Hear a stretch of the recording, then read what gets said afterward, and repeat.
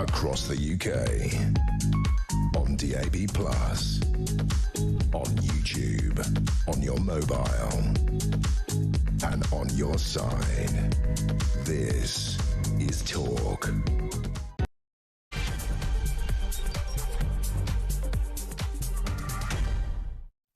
Good afternoon. Yeah, thank you to Julia. Welcome back to the home of common sense. Loads to get through here. Of course, we are still continuing in different ways to react to the news yesterday. Former Conservative Home Secretary Suella Braverman abandoning the sinking Tory ship, claiming she finally feels at home. Now, her move makes her the fifth Conservative MP switching sides, echoing Reform's familiar line that Britain is broken and they are the solution. Do you believe the line that we are broken, or are we just feeling a bit sick?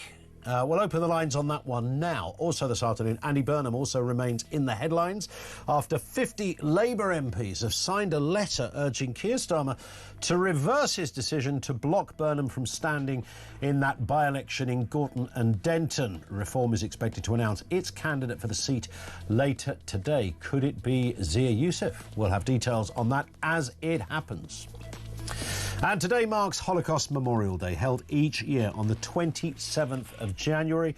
It commemorates the 6 million Jews murdered during the Holocaust. This year's theme is Bridging the Generations, and we'll talk more about that in detail a little later. We'll bring you everything you need to know, all the breaking news, right here on Talk. 0344 499 1000 is where you'll find us. You can message 87222. So Reform, you'd have to be living under a rock if you hadn't spotted the pattern.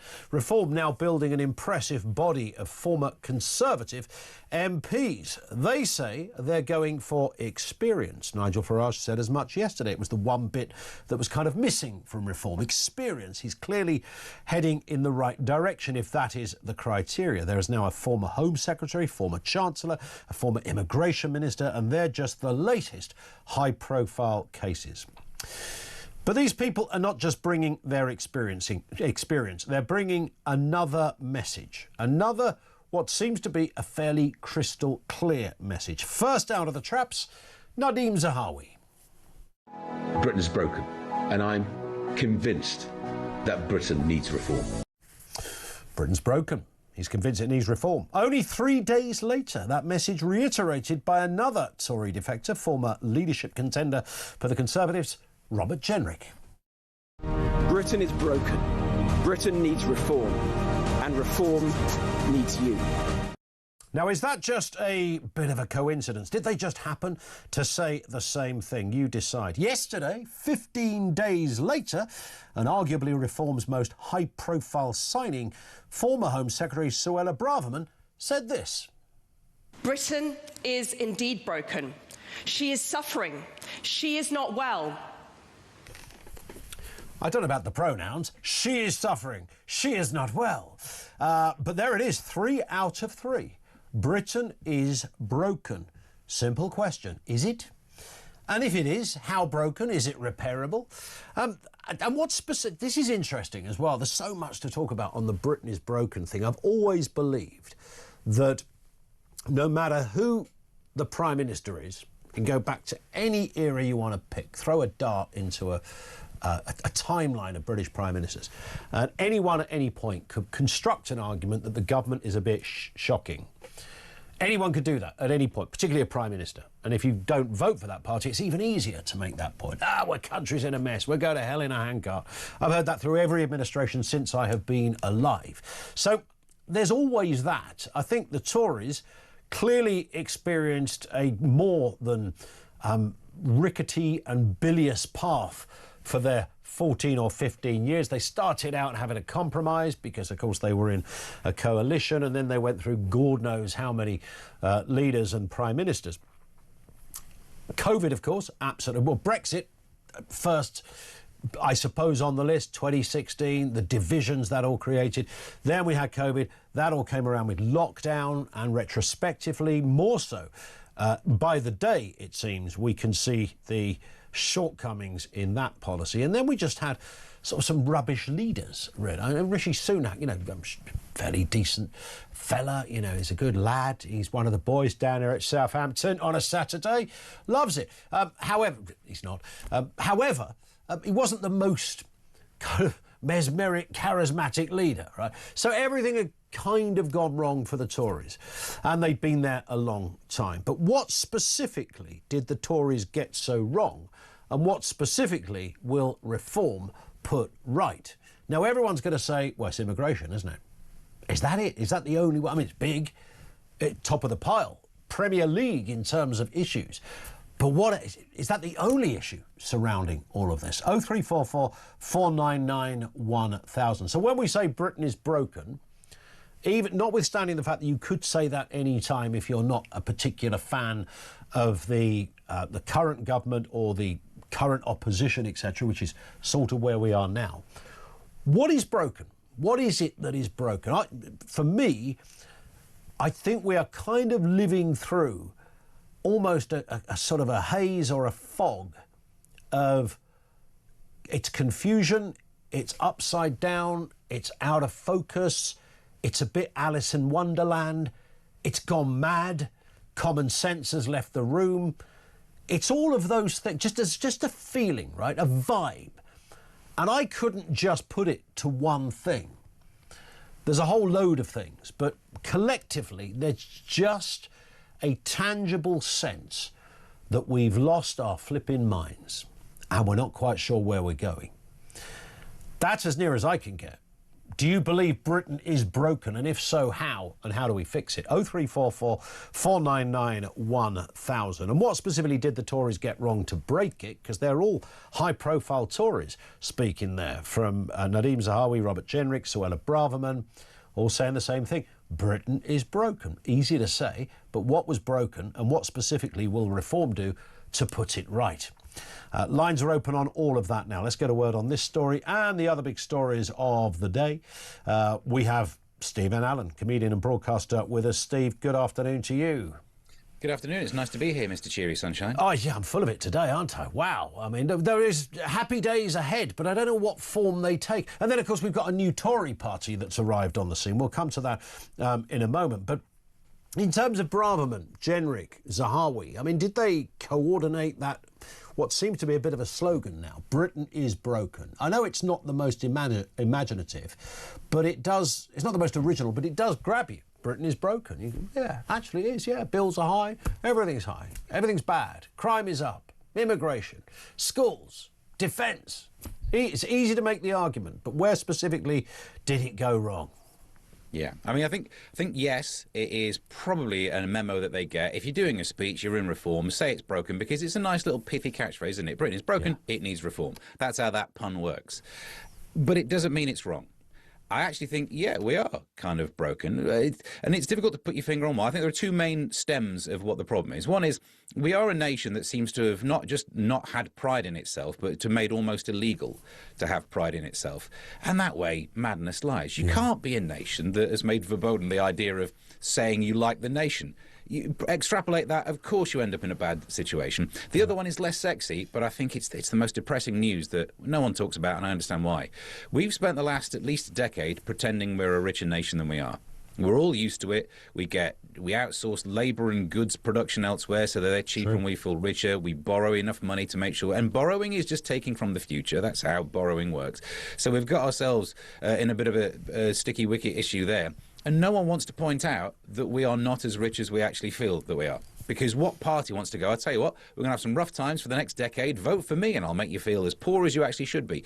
So I think that's one of the main ways in which this nation's broken. No party's going to fix it. That's not going to be a thing that Reform does, or the new Tories, the brand new Tories, whatever they want to call themselves, or Labour. No one's going to actually deal with those issues. But every party benefits by saying we are the solution to the breakage. This is true. Well, Suella Braverman, I mean, she turned up yesterday, of course, looking like somebody who'd won a competition to meet their idol. And there she was, snuggled up to, I'm home, Daddy. There she was, ready and looking very happy in her skin. She made the same point. Britain is broken, as you say. Maybe there was a memo. Maybe that's going to be the catchphrase or the slogan that takes Reform into the next election. I would imagine the word broken would not unreasonably be in there. But like I said at the outro, in the intro to the programme, Steve, I mean, you can make that argument about any government you like.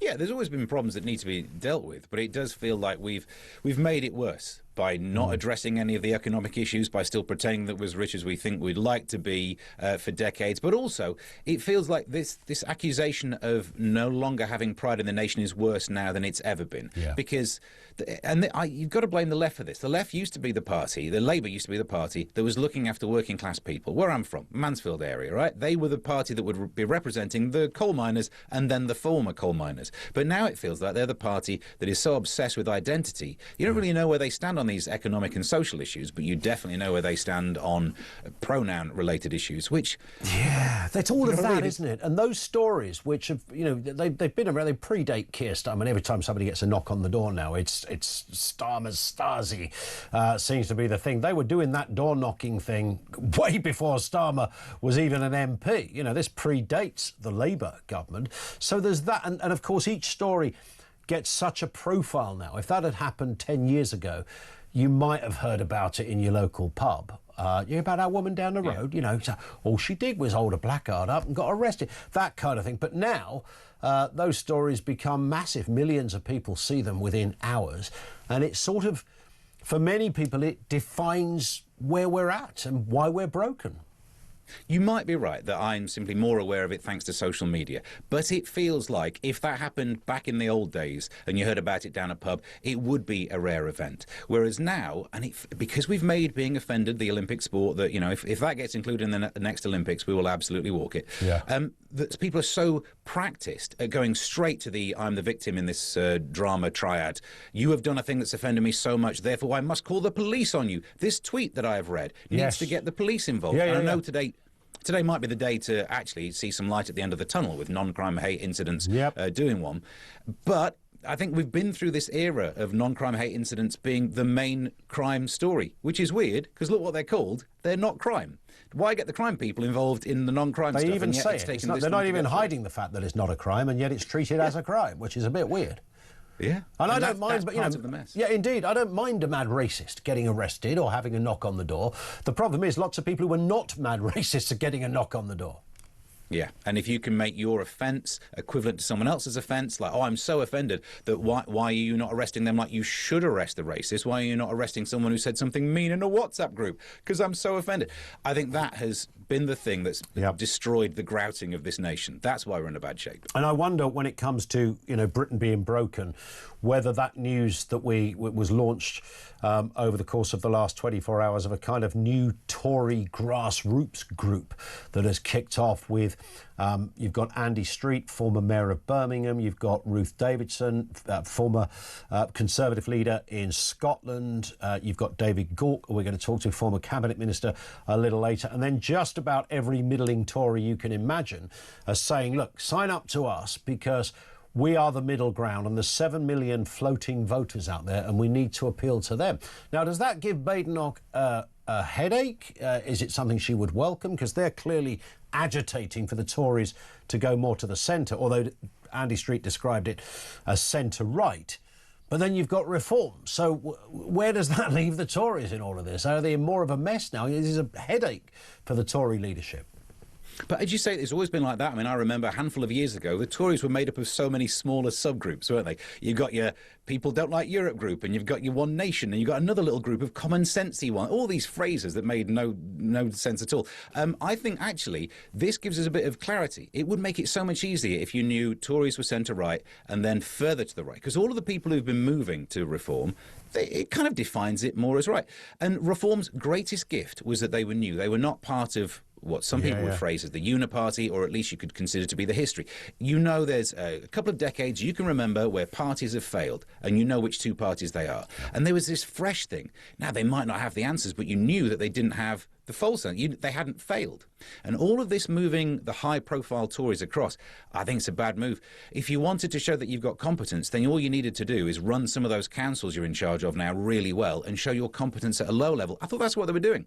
Get voted in at the local level, show, look how well we did this, give us a chance to do the bigger picture. Instead, they're bringing in the people who have failed at a national level to say, look at the expertise we have now, expertise at failing at the national level. Feels like a strange move. It does feel like a strange move.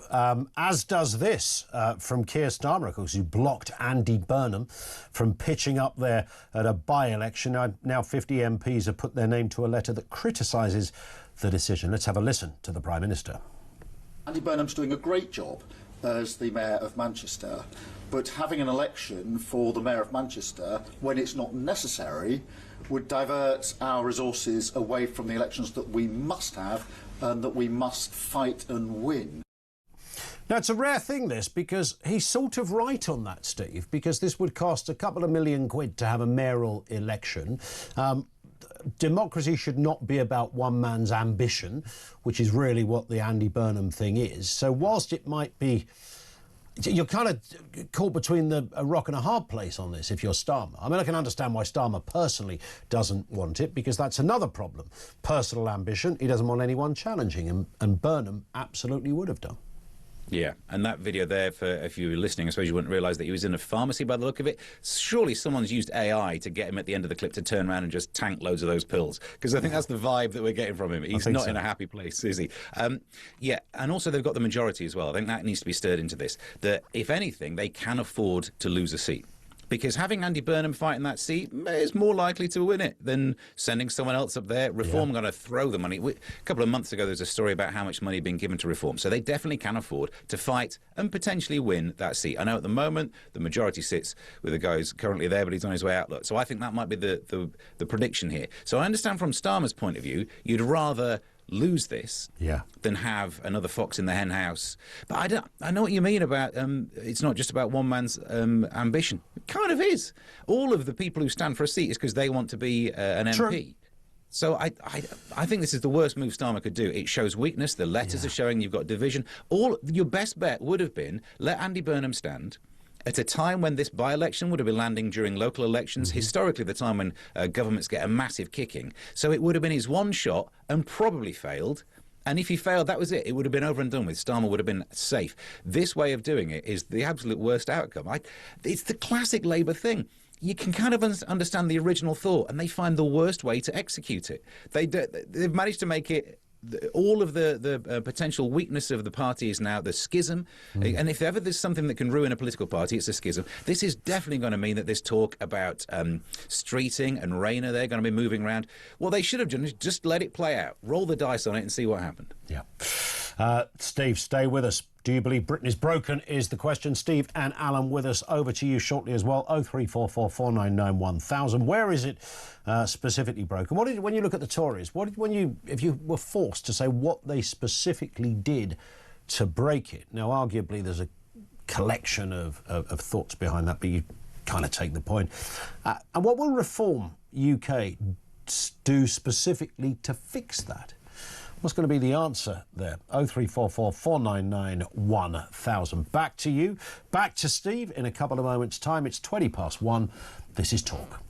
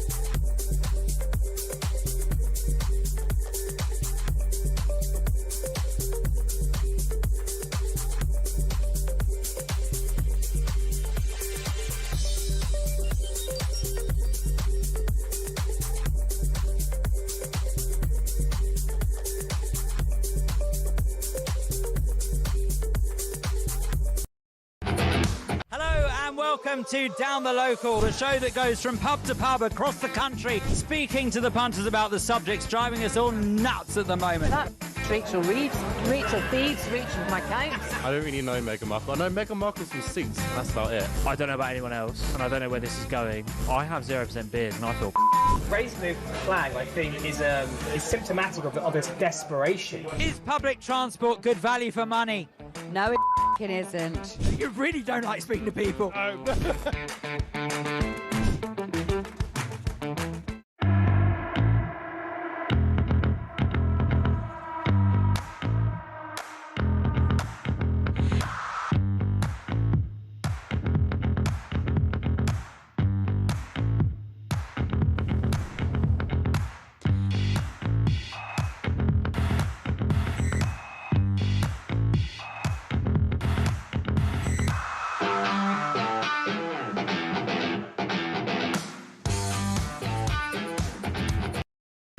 Across the UK, on DAB+,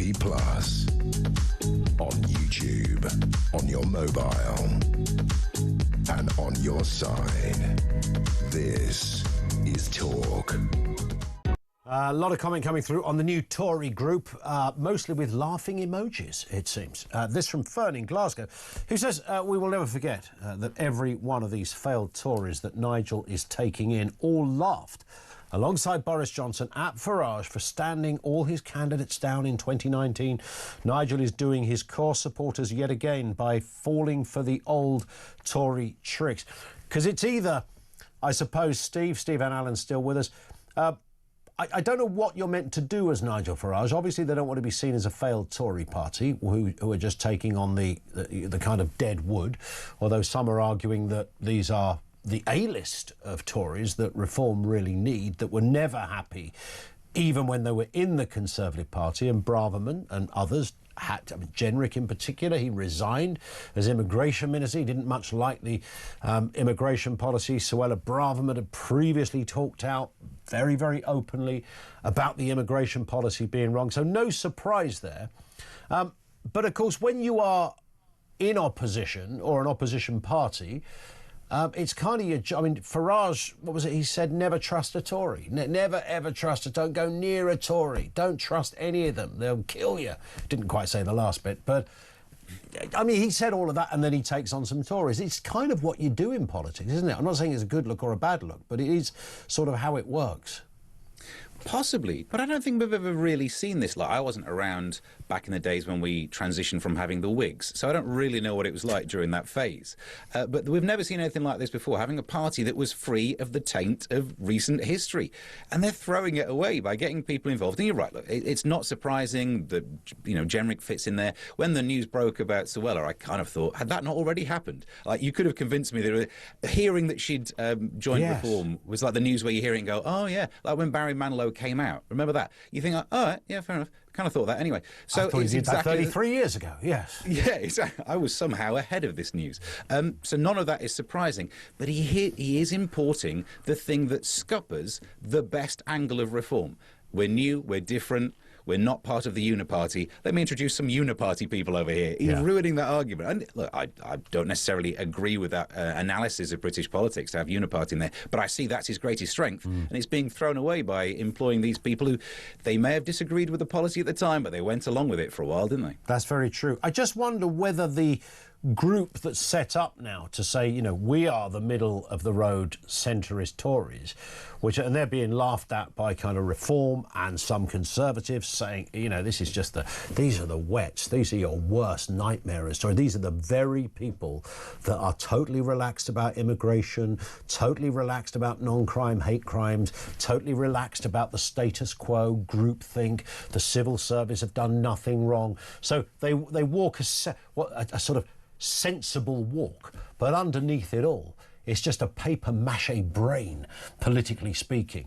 And they're the very epicentre of the Conservatives' problems. But now they're suggesting they can solve or save the Tory party. Well, sorry to give the unsexy answer, but the elections are kind of won by the centre ground, aren't they? Because quite often it's a case of who historically has voted Labour can we convince to vote Tory this time, or who voted Tory in the past can we convince to vote Labour. So it is that middle ground. If you were to plot the political persuasions of people in the nation, you get one of them there Gaussian curves, a normal distribution. So your big chunky bit is in the middle. So as much as it's unsexy to talk about those, your media loves it when you've got your headline that is in the tails. Whether you are some Zach Polanski style going dancing, with your theory about printing money, or you're on the other side with some sort of, throw them all out, lock them up. They're great headlines. But your people who want to vote, they're kind of in the middle. They're the ones to win over. But has the middle changed? That's the point, isn't it? What was once the middle, this is the bit that the Tories stand accused of not getting.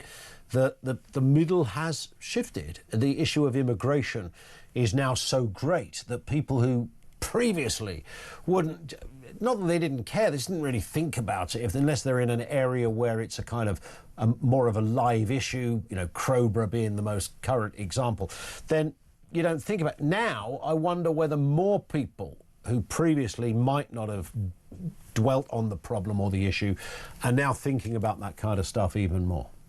Yes. So in a sense, I think I agree that people who would have had a certain opinion on immigration but just weren't thinking about it are now thinking about it, because we are talking about it more. And actually, if you look at the figures, it's right to talk about it more.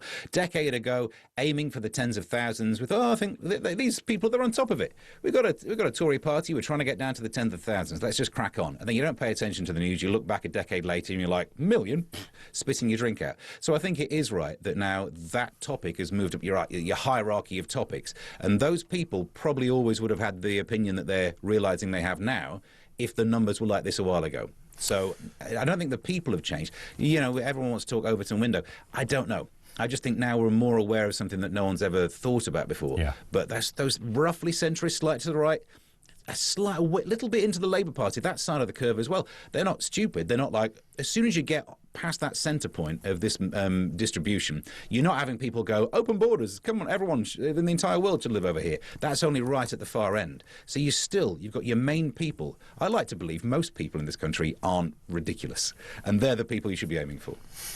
You just mentioned Overton window there, Steve, which just reminds me of a brilliant tweet from 80s hitmaker Alison Moyet, who just tweeted earlier this morning, I've lived in such denial, I've skirted around it, I've turned a blind eye, and now I'll be damned. I've had enough of pretending. I'm off to Google what an Overton window is.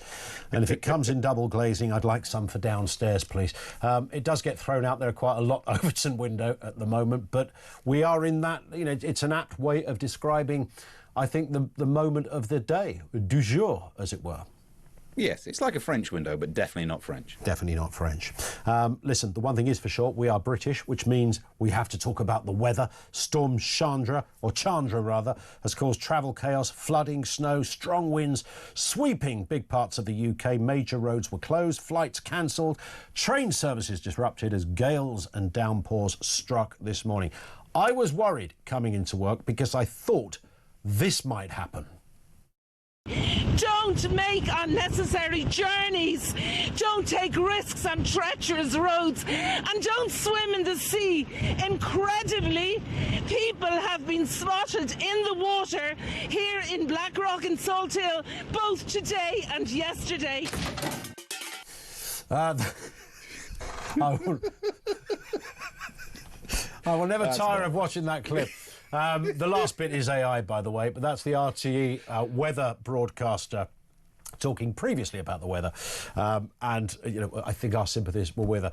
But it's true, isn't it? People do strange and dumb things when it's raining and snowing. I know what I'll do. I'll just go for a swim in the sea. Yeah, not a good idea, mate. So you know how I was just talking about your normal curve, your Gaussian distribution, and most people in the centre aren't ridiculous? There are people on the tails, they're ridiculous, and some of them go swimming during storms. When she was shouting, now obviously her tone's the problem, isn't it? She's panicking, she sounds like there's an absolute crisis. But if you look at the words, don't make unnecessary journeys, don't go on treacherous roads, don't swim in the sea. That's how I live my life. Even when the weather's absolutely fine. That's just good advice. The last one's a personal choice because of all the poop that our water companies seem to pump into things. But, yeah, don't make unnecessary journeys because they're unnecessary. Don't go on treacherous roads because they're treacherous. Yeah. So all of it seems like if you stick to some fairly basic advice, you don't need to be too troubled by storms. Well, you'd think so. Who is the person that wakes up and goes, I think I'll make an unnecessary journey today? How bored are you? Who is it? Yes. Well, I could stay in, I haven't got anything to do, but I've decided for no reason, pure malice maybe, I'm going to make an unnecessary journey. And for those who are not aware of what it can be out, remember this is not a forecast from this particular storm. I think we should have a final. And Steve, thank you very much for your time, and we'll leave it on this note. Let's hear the RTE weather forecaster again. This was from a previous storm in Ireland, giving us the details. Don't make unnecessary journeys. Don't take risks on treacherous roads. And don't swim in the sea. Incredibly, people have been spotted in the water here in Blackrock and Salthill, both today and yesterday.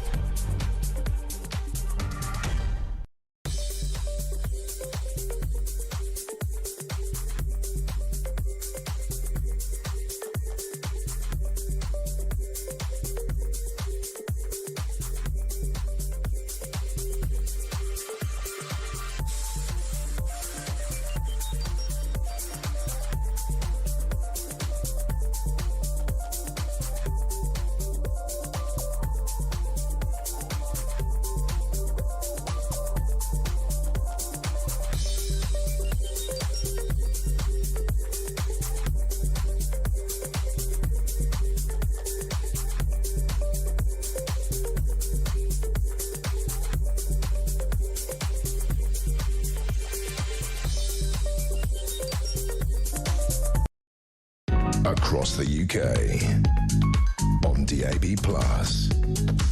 on YouTube, on your mobile, and on your side. This is Talk. Karen in Fife says, afternoon, Ian. Yes, Britain is broken. There are functional bodies which are broken. Immigration, NHS, police, education, government, etc. But one of the important things that links all these together is trust. The trust has gone. That is the biggest issue. Once the lid on all of the cover-ups and denials have been blown off, then we can start to repair and renew. That's absolutely bang on from Karen. It is a sense of trust. Trust in our establishment, trust in our politicians, trust in our legal systems, where you have a sense that the world or this country has lost its mind, it's lost its mojo, it's lost its reason, its direction, etc. So lots to talk about on that. Do you believe Britain is broken? As the Tories, of course, saw off another MP defect to Nigel Farage's Reform UK. Once again, that line, Britain is broken, was repeated. It seems this line is going to become a bit of a catchphrase among Tory defectors. Britain is broken. Britain needs reform. And reform needs you. Britain is indeed broken. She is suffering. She is not well. Britain is broken, and I'm convinced that Britain needs reform. Jenrick, Zahawi and Braverman. It's like the three tenors, but the political version. There they are.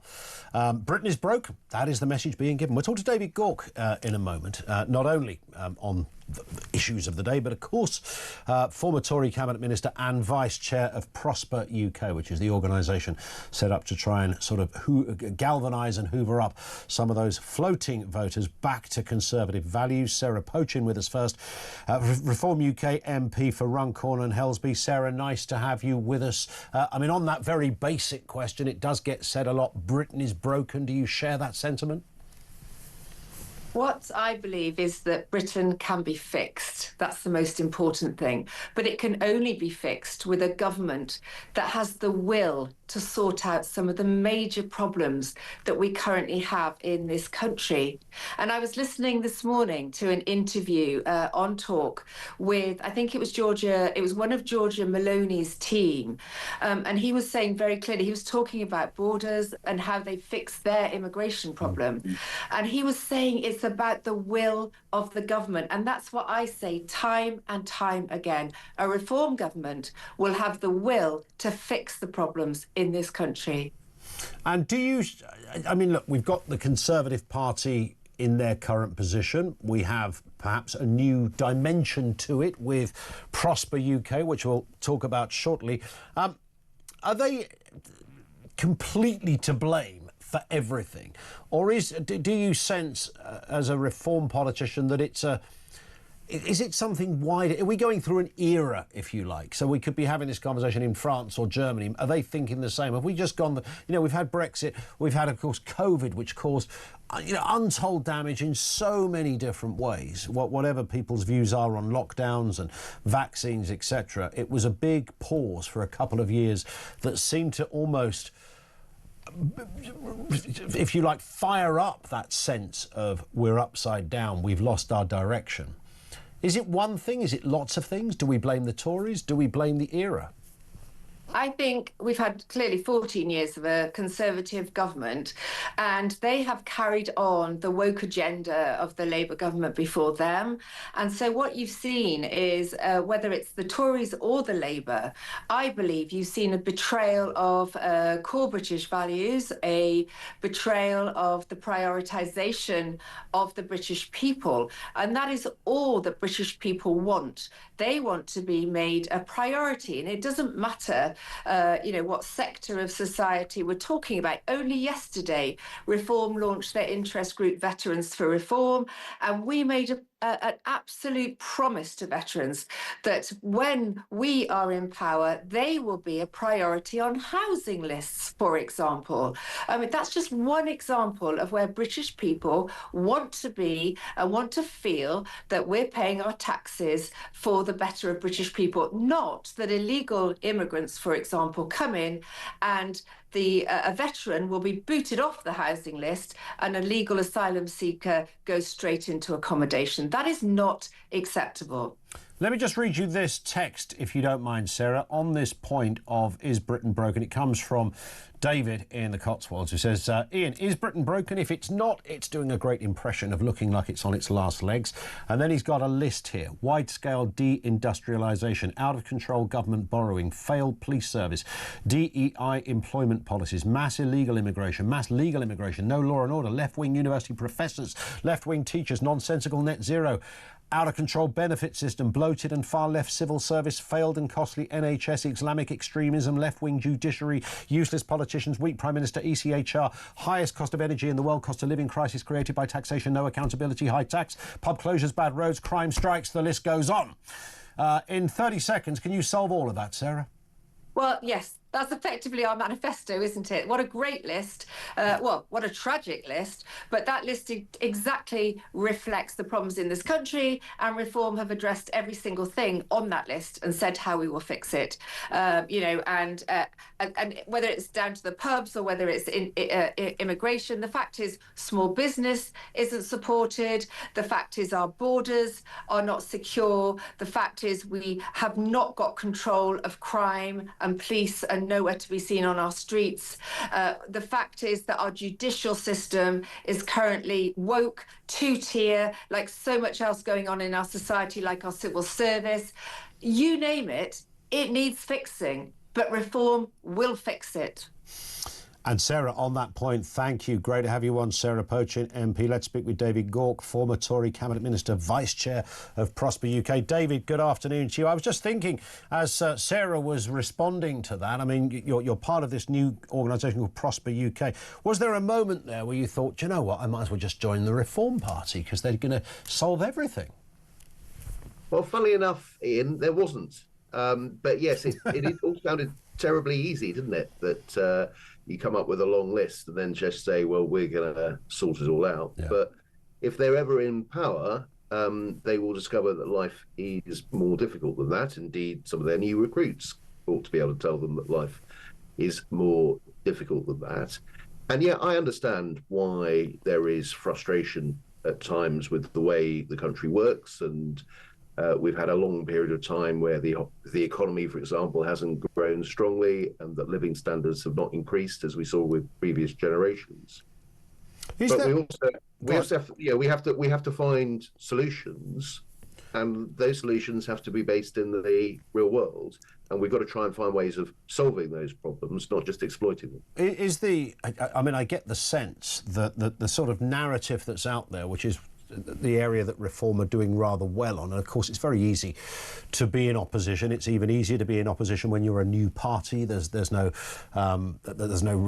history of you there being in government, so you can't be blamed for anything. I think, I'd like to think the people running Reform are aware of that, but they're obviously going to make the most of that situation. But in a abridged version is that everything you've just said is true.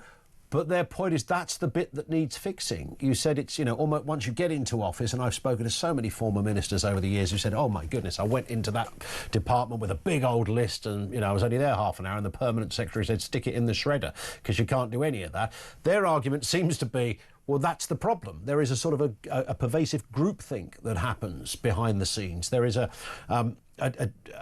status quo that is retained, no matter how maddening or illogical it might be. It's the systems that need changing in order to be able to implement new policies.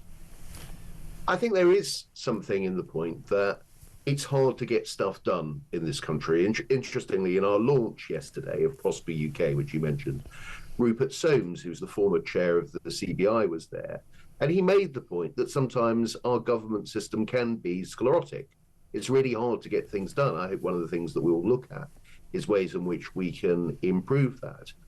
But what helps to get things done is really understanding the issues, recognizing the trade-offs, understanding that you'll have several objectives and you can't always achieve all of them at the same time.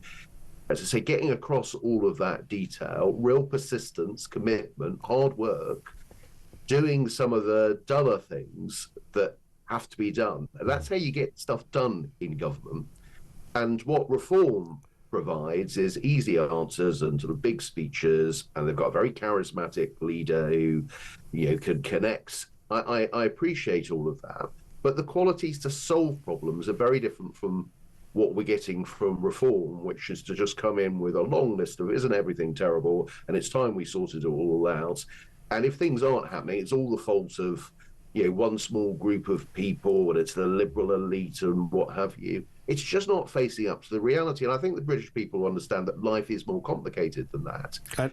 And what politics has to be is practical and pragmatic. And the demand to get stuff done is entirely legitimate. And are there things we need to fix in this country? Yes, absolutely. And, it's not about a kind of complacent status quo point, but it is also having to understand what it takes to get things done. And it's not the sort of saloon bar wisdom that we get from Nigel Farage and his colleagues. If you take an obvious example, the channel crossings, the boats. Now, of course, it's not the biggest part of the immigration pie chart, but it's arguably the most visual part. The optics are there for everybody to see on a daily basis, and it's understandable that if you live in an area where a hotel has suddenly got 600 23-year-old men move into your postcode, you might just have the hump about that. Either way, every Home Secretary, I remember Sajid Javid standing there in Dover saying, this is a crisis, we're going to solve this crisis, and then every Home Secretary afterwards, including Suella Braverman, of course, who's just jumped ship, saying, we're going to get this thing sorted out, and nothing ever gets sorted out. Now, Reform's point is we will sort that out in that kind of Trumpian way. I'm pretty sure you're not a mad fan of Donald Trump, but you can imagine this situation with channel crossings simply wouldn't be happening if Trump was running the show. I don't say that to blow smoke up his trouser leg, but it's the approach to politics. And we've sort of had this, I often describe it, David, as a kind of clinical press release that ministers read out, written by a spad in the back room. It all sounds very sensible. And what you really want is Yvette Cooper or Shabana Mahmood to stand there at the dispatch box and get really bloody angry about this and say, this is going to stop. It's that we don't hear, and it's that Reform are going to bring to the party. So a couple of points on that. First of all, yes, absolutely. It's not acceptable for a country to have tens of thousands of people coming here in small boats illegally, breaking down the system. That does have to be addressed. The question is then, how do you address it? And also about being honest about some of the challenges here. So there have been too many broken promises on the small boats because people have said, I've got a solution, I'll solve it. And then they haven't. So let's realistically work out what is the best way to deal with this. Some of it involves things like persuading other countries to cooperate with us more. And much though we'd like it not to be the case, and that we could just wave a wand and it's all within our control, the fact is there's some complexity here, and it does require more cooperation from the French. So what's the plan to get the French to cooperate more? We got heard anything realistic from reform on all of that? Then there are sort of challenges, some of the factors that bring people here in the first place. It's quite easy to find work in the hidden economy in the UK. Well, what's the plan to try to address that? But some of that, might upset other people, might make it harder, for example, to use cash in the economy, or you'd have to produce more papers to prove things. There's a whole debate about digital ID. Does that play a role?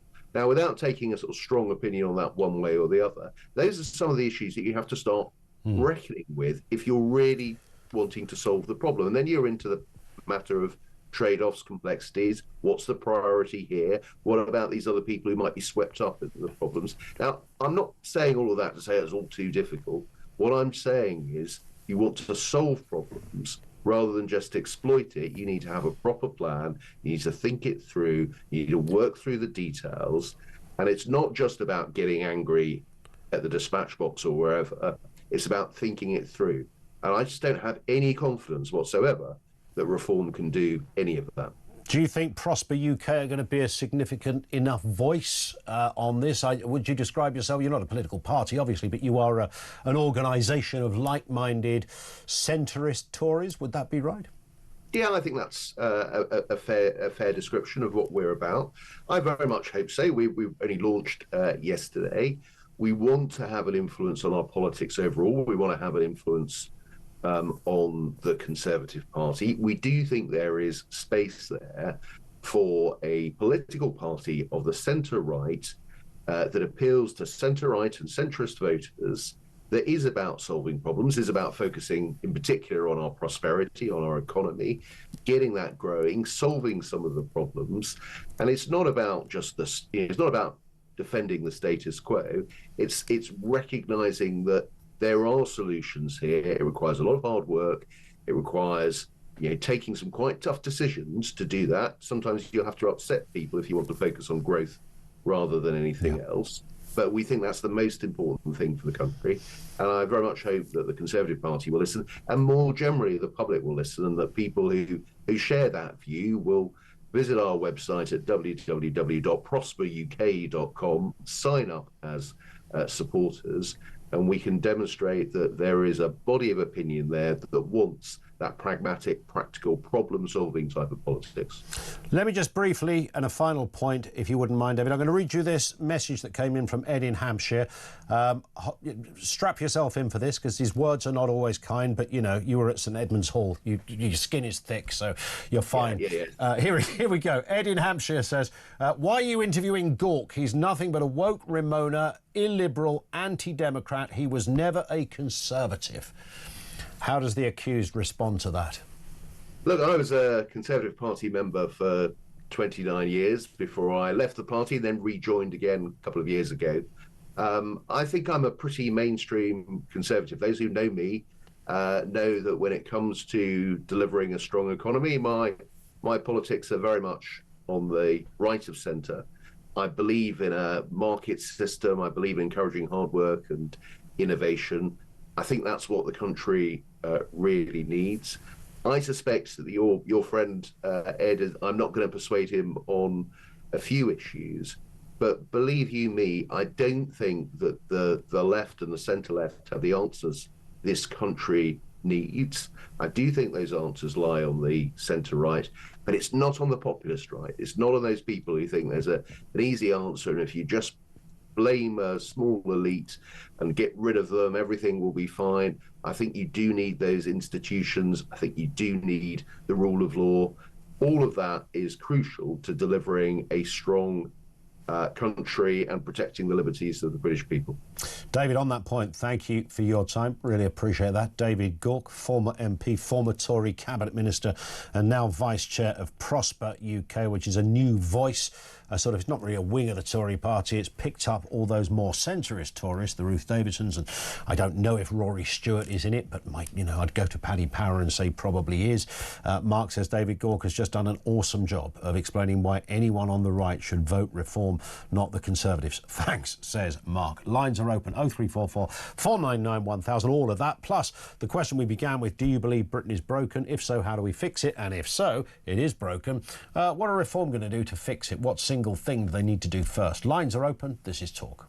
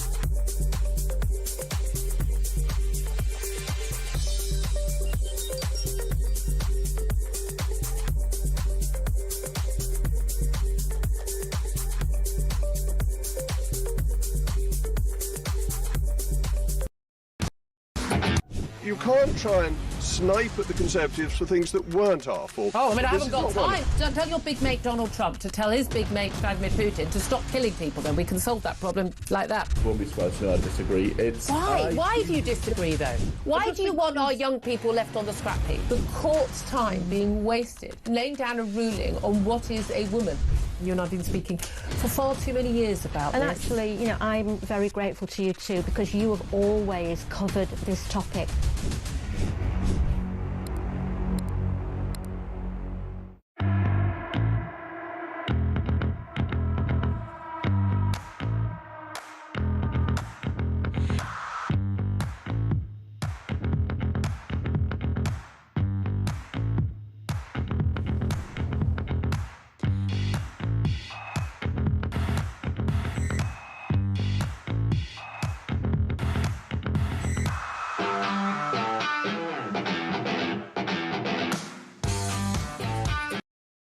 Across the UK, on DAB+, on YouTube, on your mobile, and on your side. This is Talk. There's a lot of love out there for David Gauke. I jest. This from Sean. If Dominic Grieve or David Gauke are the answer, I don't even want to hear the question, says Sean in Bridlington. Brad says, Britain is indeed broken. I want reform to fix it, but the task is enormous. The Liberal and the far left have control over all of our main public bodies, the police, NHS, education and justice system. It began when Blair started sending literally everyone through the university brainwashing mill, says Brad in Cambridge. It is rather interesting, though, when I think of lawyers, top lawyers, barristers, and the kind of people that I've bumped into. These are not in my circle of friends, but doing this job, you get to know some of these people. There's a couple of characters live nearby to where I am. I sometimes see in the pub. I mean, these guys are absolutely not liberals or lefties, even those that mostly work in defence in the legal system. But I kind of take the point in teaching, that's always been a bit lefty, and it's just the overarching sense that common sense has gone out of the window.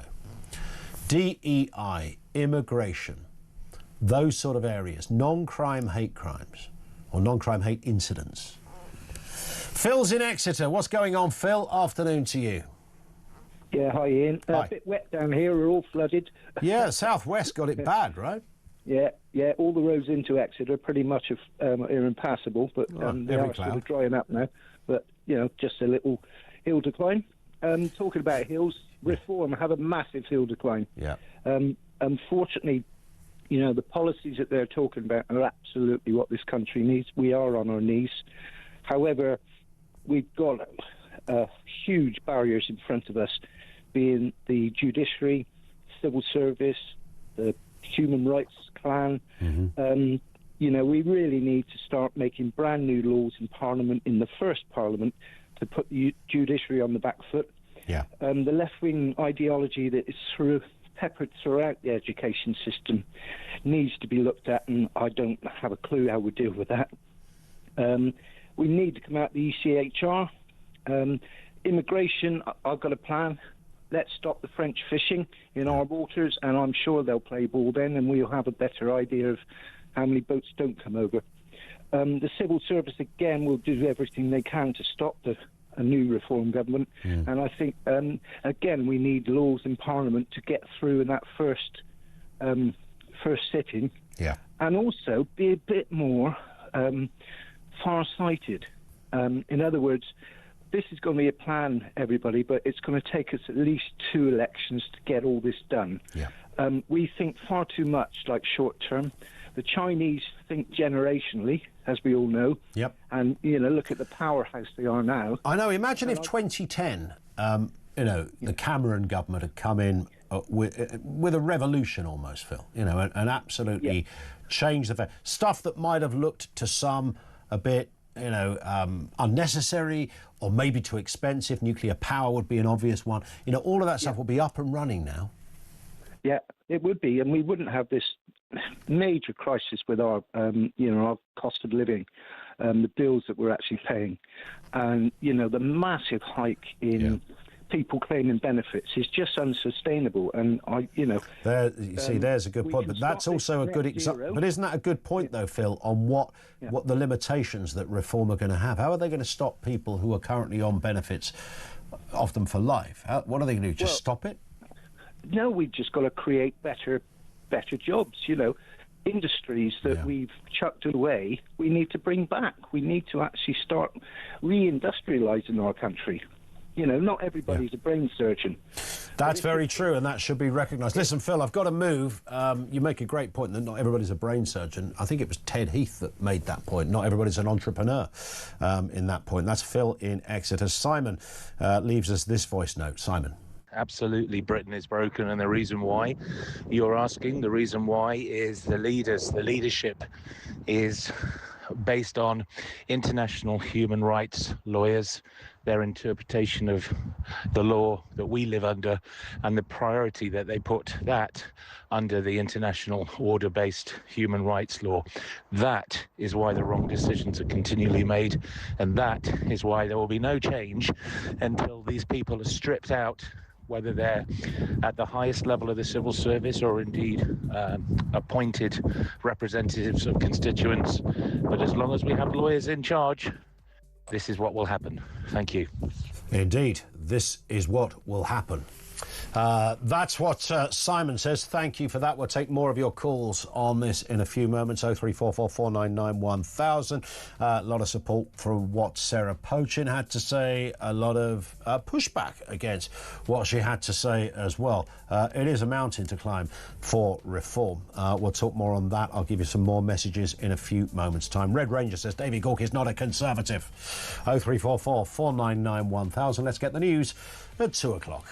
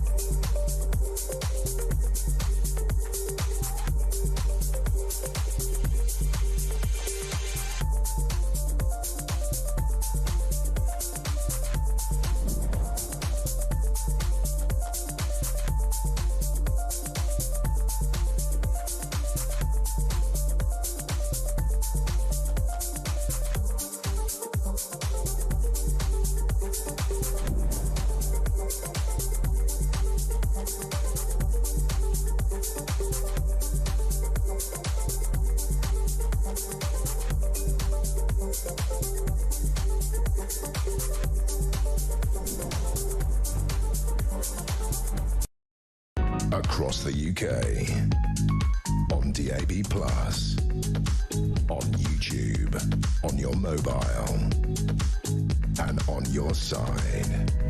This is Talk.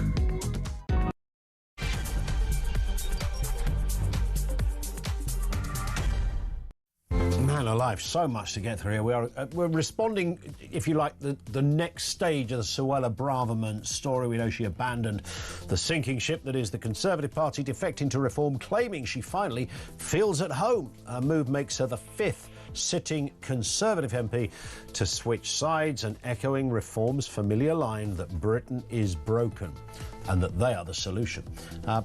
Following on from that, bound to ask, is Britain broken? Is it just a little bit ill? Is it limping a tad? And who can solve it? And if Reform can solve it, what is the specific thing they can do to make the difference?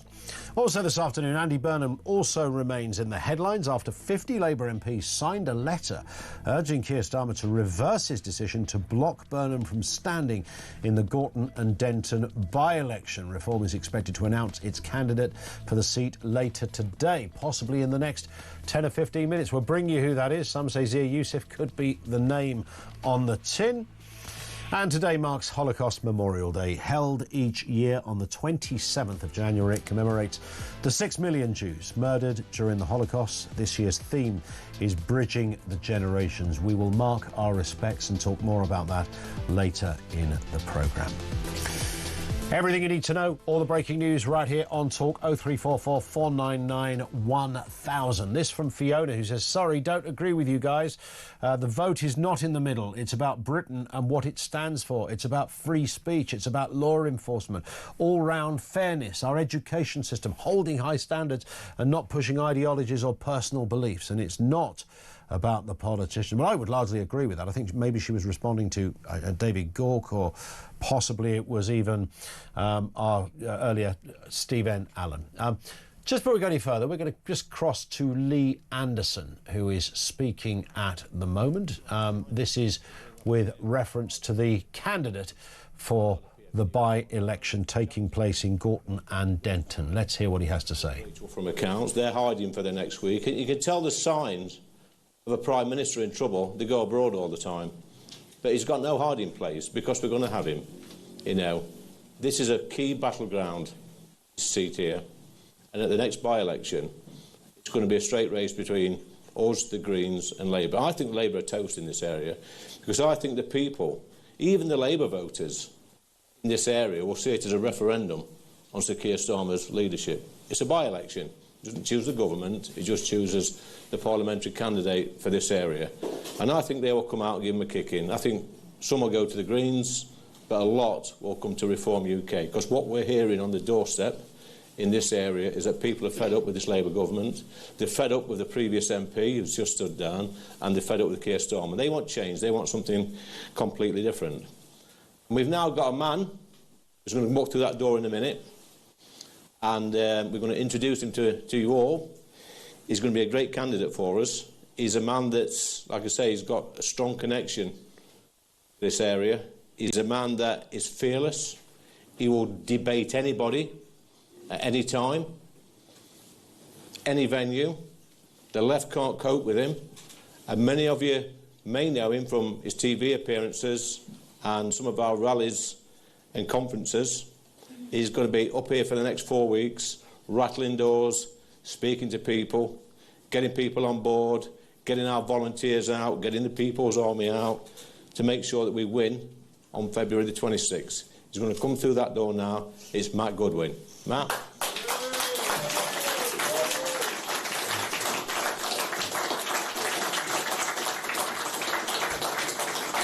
Go for it. Well, good afternoon, everybody. Thank you for coming. Thank you to the people of Gorton and Denton for this opportunity to make political history. And that's what we're going to do in this seat. This by-election is actually a referendum. It's a referendum on Keir Starmer. Let me say that again. This by-election is a referendum on Keir Starmer. It's a chance for the hard-working, law-abiding, tax-paying people from this seat to have their say on Keir Starmer and to make political history. And ask yourself, what have we seen since Keir Starmer came to power 18 months ago? Taxes are up, unemployment is up, energy bills are up, the cost of living crisis is getting worse, the number of small boats has never been higher, the number of homes that are going to illegal immigrants, including seats like this one, houses for multiple occupancy, have never been higher, all paid for by the hard-working British people. And at the same time, our living standards are down, wage growth is slowing, soft on crime policies have become normal in this country, criminals are going unpunished, prisoners are being released early, shoplifting has somehow become acceptable, elections are being cancelled, democracy is being postponed, and our small businesses and our high streets are being decimated by record taxes, regulation and business rates. So that's Matt Goodwin. He is the he's the announced candidate for that by-election. When Lee Anderson said you'll know him from his TV appearances, and he said Matt, I think he was going to say Matt Baker, the bloke from Country File. Or maybe even Matt Lucas. And that would have been something. It is Matt Goodwin, political scientist, commentator. You'd have seen him and heard him. If you follow this dimension of politics, you'll be familiar with him. And he has got a big following. He's straight down the line, whether you agree with him or not, and he will, as Lee Anderson said, debate anyone. Let's get some reaction on this. Kevin Maher is with us, former Labour advisor, really to talk about Andy Burnham on this, but it all ties in this respect. Kevin, good afternoon to you. What do you make of Mr Goodwin being selected? Had you heard of him before, and do you think he'll win? I think Matt Goodwin is a very astute choice for reform. Very articulate guy, very smart guy. I don't agree with him on everything, clearly, but I've got a lot of respect for him. I think he'll be a very strong candidate. Yeah. I think very good on the doorstep. I mean, I don't necessarily think it's going to be the kind of deal breaker that pushes this into a reform victory. I think this is still very, very close. The opinion polls that have come out so far for this by-election have basically Labour, the Greens and Reform pretty much even Stevens. Now, it's it won't have escaped everybody's attention that it's pretty cold out there. So having a by-election in February is never ideal. You can't really get much traction on the streets. People don't answer the door. It becomes very, very difficult. So that, for me, probably tips this back towards Labour. There's lots of people saying that Labour won't hold this. It's a referendum on Keir Starmer, Labour can't, including lots of Labour people, I have to say as well. But, I mean, knowing the area pretty well, I mean, it strikes me that actually Labour is still in with a very good chance. I saw something yesterday that in the past 50 years there have been 19 parliamentary by-elections in Greater Manchester. Labour has won 16 of them in that period. So the vote there is pretty strong for Labour. It's a by-election. It'll be a low turnout. Labour's vote will crash down and all the rest of it, but they're still in it to win it at this stage. I'm sure Matthew Goodwin will run a very good campaign, as the Greens I'm sure will do as well. Yeah. But I think Labour could still edge this. I heard David Ball this morning, chairman of Reform, speaking here on Talk. I think he said it was Reform's own polling, but either way, he made the point that had Andy Burnham been standing, it was a done deal. Labour would win. If Andy Burnham isn't standing, Reform will win. Now, I think the first point there's something in that, isn't there? That this has done real damage in that area for those who liked Andy Burnham. I mean, Andy Burnham is a very nice chap. I'd start by saying that. He's been very effective as a mayor of Greater Manchester. He's got a very nice style. I mean, he brings people together. He's not adversarial in the way that he deals with people. He's got a lot of respect from councillors and politicians from other parties in Greater Manchester as well.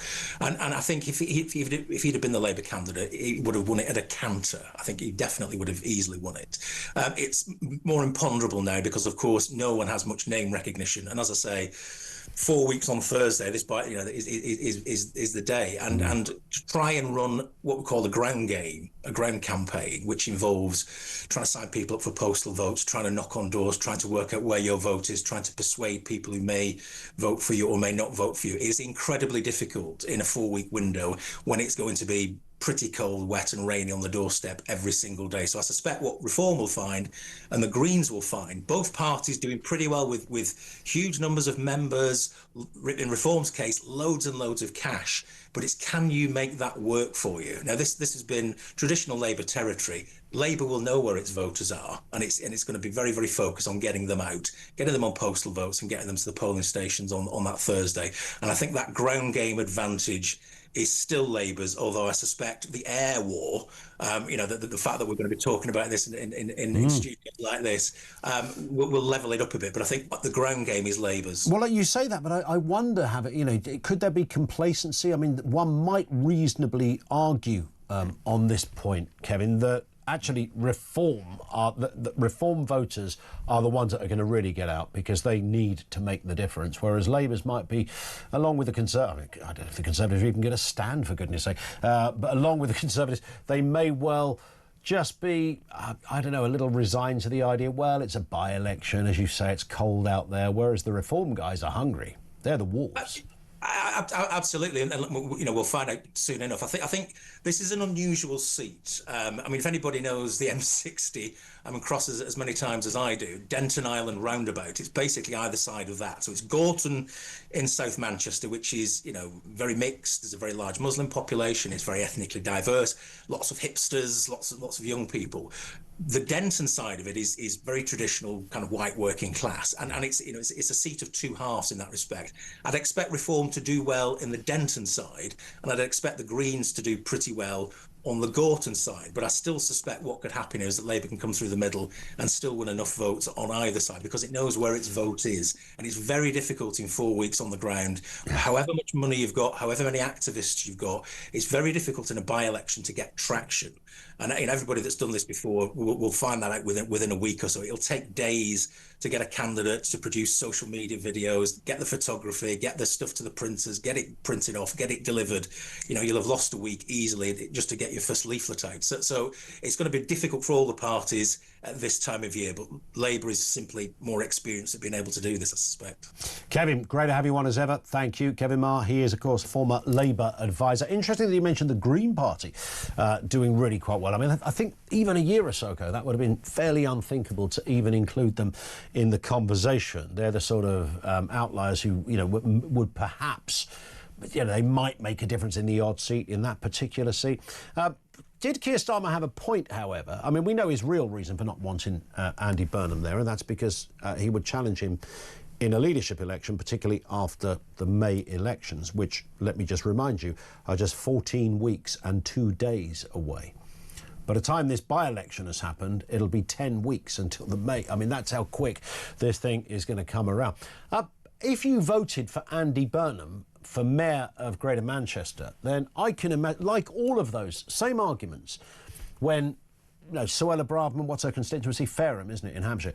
If that's your neck of the woods, you might think, hang on, I voted for a Tory. I voted for, in Newark, I voted for Conservatives, and now I've got... I can understand the persuasive arguments for a by-election. And I would imagine, in Manchester, Burnham's been there 2 years. The next mayoral election in Manchester isn't until 2028. So you'd be right, if you're a Burnham supporter, to go, well, that's a bit rich, isn't it? You're meant to be there for 4 years, mate. Your own personal ambition has changed that. And it's going to be really expensive to have another mayoral race. There is, in fairness, I don't like to say in fairness to Starmer, but I mean, because I don't think these are his first reasons, but it is a reason, isn't it? A reason. The expense of having a mayoral race would be huge. Pav is in Harrow on everything we've been talking about here, from David Gauke to by-elections. Pav, what have you got for us? Good afternoon. Good afternoon, Ian. I've got to confess, if I was eating my cornflakes listening to David Gauke, I'd have probably choked on them, because I've never heard so much gump in my entire life. I'll try and keep this as succinct as I can. So the background of this chap, Ian, is that he's a hardcore Remainer. right, who has got, in my opinion, a 20th century perspective on a 21st century world. They can turn around and pontificate, him and his colleagues, as they have been throughout the media circus this morning, talking about centre-right 7 million. But actually, if you have a look at a deep dive into that study that they're hanging their hat on, it merely mentioned that 7 million people are potentially within that centre-right position. Doesn't mean they were ex-conservative voters. They've simply just assumed that the 7-odd million that conflates to the people in 24 didn't vote a Conservative, which is a lie in itself, or at least a fabrication. And then to assume that they would be able to, encompass a policy or a set of policies to induce those folks is another issue altogether. But let's just, again, just before I get on to the main point, the background of this chat was he basically tried to run away from his Conservative Association vote. I know he eventually had it and he won, but he wasn't exactly the most forthcoming when his own particular association wanted a little bit of democracy, not dissimilar to the likes of Dominic Agreed and Soubry, despite suggesting that his whole constituency was behind him. You then talk about his language, Ian, and I said the introvertness comes in terms of looking towards the 20th century, towards the EU, everything that we've left behind in a new world where America, the Indo-Pacific, is the dominant part of geopolitics as we saw today. The EU desperate to sign a massive trade agreement with the Indians. What do they want us to do? Turn around and keep looking at the EU. But here's the point. They use this phrase, and it sounds such a wonderful phrase when they say broad church, and it sounds so appealing and accommodating. But when you then scale away the specious nature, look at the reality, these folks with their broad church, just if we're looking from a conservative perspective, 2010 struggled to be, let's be honest, a hapless Gordon Brown, who frankly wouldn't know his personality in the mirror, managed to squeak a 7-seat majority in 2015 and a hung parliament in 2017.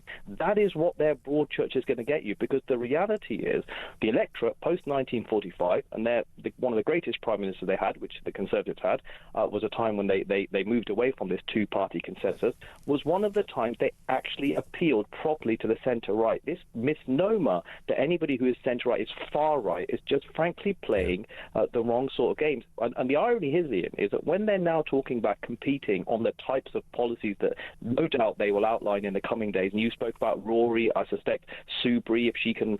I'd forgotten about, until you mentioned Soubry. Anna Soubry's name had been, I thought, because I did some therapy on this, Pav, it had been permanently erased from my mind, and then you've gone and triggered me, frankly. Well, just on that note, remember, Soubry was the one banging her drum, saying she was receiving thousands of emails saying that her supporters were behind her, and then she got ousted in 2019. So, I'll pause that there. But here's the point. They keep banging on about this broad church, which is basically Blair Light, which is what they've tried to do for basically 2 decades. It's never got them anywhere. This idea that it will all of a sudden magically get them there now is a shibboleth. But on final point, Ian, I promise, because I know it's been on for a long time, they keep turning around using the language of left, far right, this, that, and the other. The reality is they're centre-left people who want to claim that they're centre-right, and they think they'll be able to fob off the electorate. Not in our mind, whether it's Gawk, whether it's Elwood or anything else. If you want to stand on that ticket, go and use the yellow rosette or now the blue, because you will simply expedite the Conservatives' decline into political non-entityism in the next election. Pav, great call. Thank you for that. Pav in Harrow. You want to respond to that? He's absolutely onto something. The broken Britain thing. I think it's more... I don't want to say... It's not so much that it's nuanced. What is broken Britain? I think it's, that famous pie chart we often refer to. I think there's 20 things in there, at the very least, that contribute to it. But if there was an overarching headline, I think it is that the country has lost its mind. It's lost a sense of purpose, a direction. It's lost a leader that will call it out for what it is, that will get angry when they need to, that will be sombre and understanding when they have to, and common sense ruling the roost. That's the bit that's gone.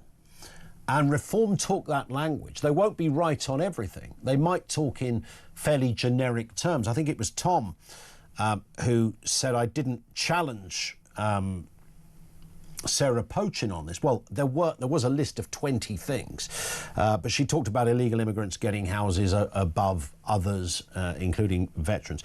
And that's true. That isn't automatically the case. But I think the mood music, while you have God knows how many tens of thousands of people stuffed in hotels, homes of multiple occupancy, army barracks, etc. That is the sense. I think that's the overarching theme that she's creating there, that there is something wrong when taxpayers are paying £6 million a day and they can't get a house themselves. That's the mood music.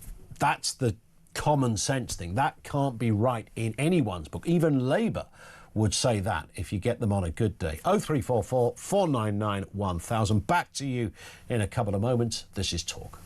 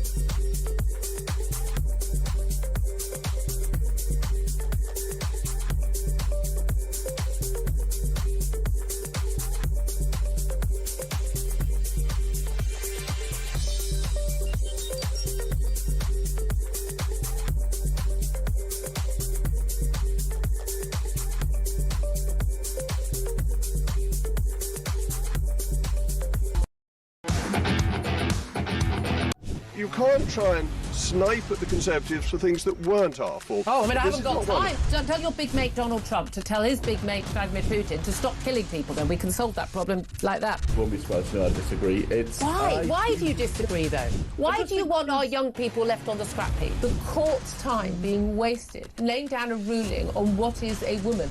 You and I have been speaking for far too many years about And this. actually, you know, I'm very grateful to you too, because you have always covered this topic.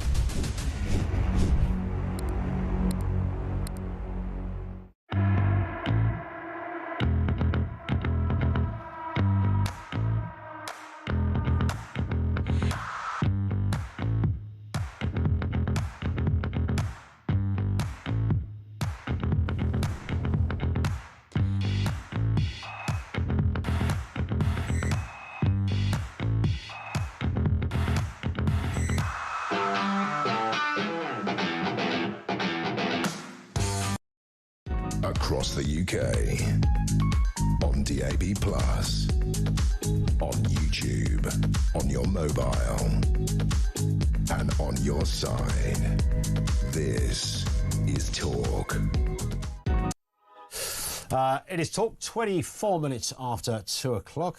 This from Sharon in Northants, who says, is Britain broken? Maybe it is. Depends on one's age. At 64, I would say yes, because I have a point of reference and can compare the Britain of my childhood and younger years to what it's become today. Personally, I weep like a child for the past. Love your show. I was saying one day last week, we were talking about being, you know, that sort of bizarre thinking that if you say something, so if you say you don't like Trump, some clown comes along and goes, oh, you're a socialist. And it's like, well, no, because I like Ronald Reagan or Ron DeSantis or J.D. Vance.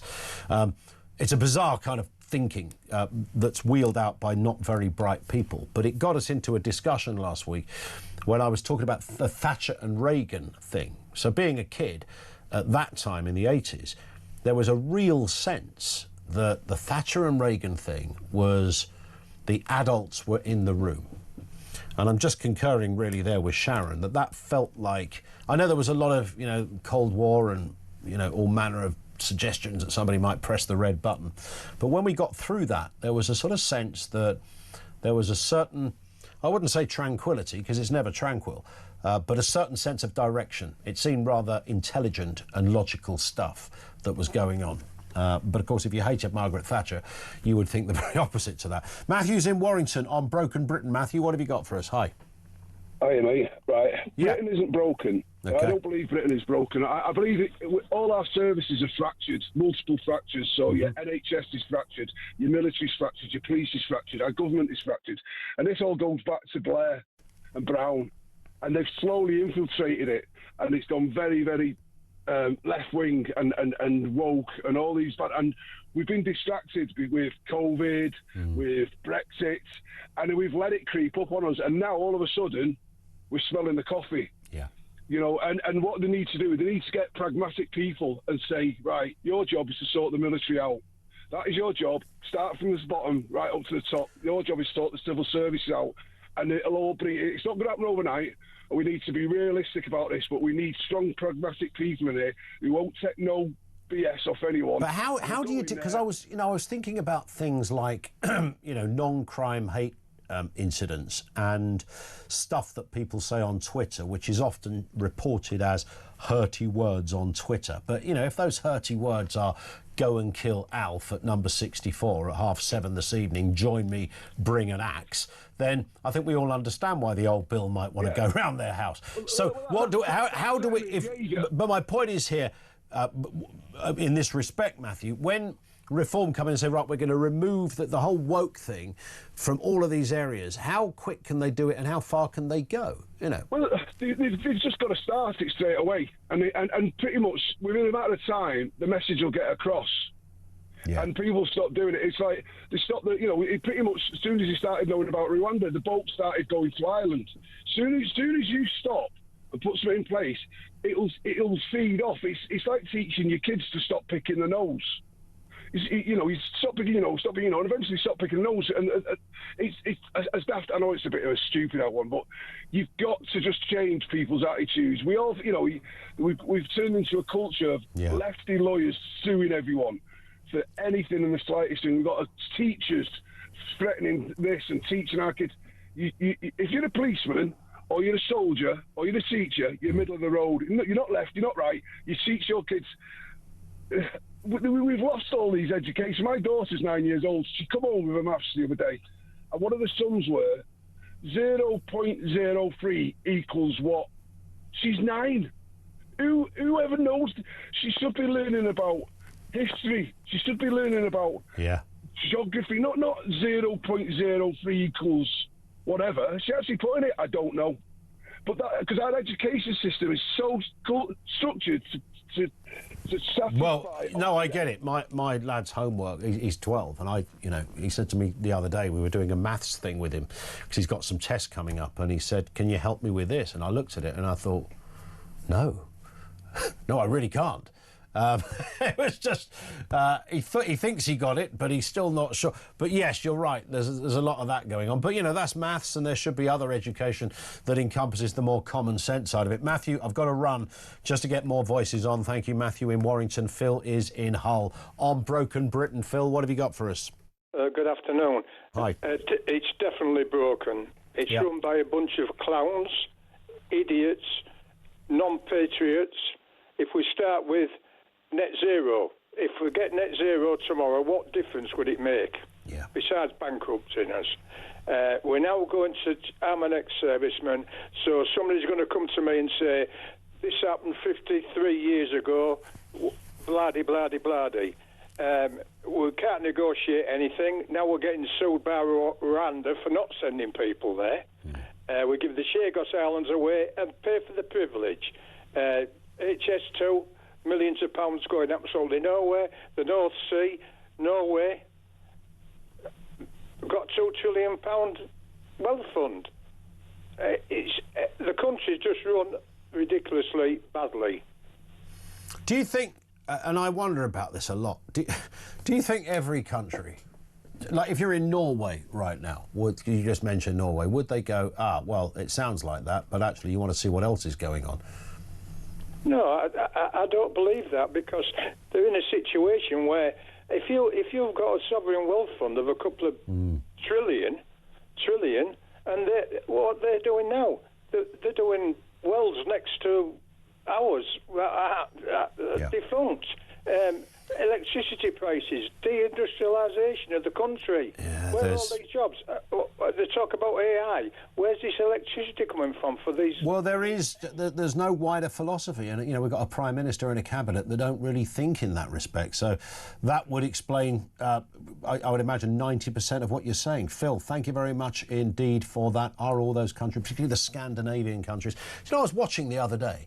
When you're sitting there thinking, what the heck shall I watch? And you start scanning through the channels and the multifarious choices on Netflix and Disney and Amazon and Apple, and you think, I don't know where to, and as a bloke, if you really can't find what to watch, there's only one option: inside the world's most dangerous jails.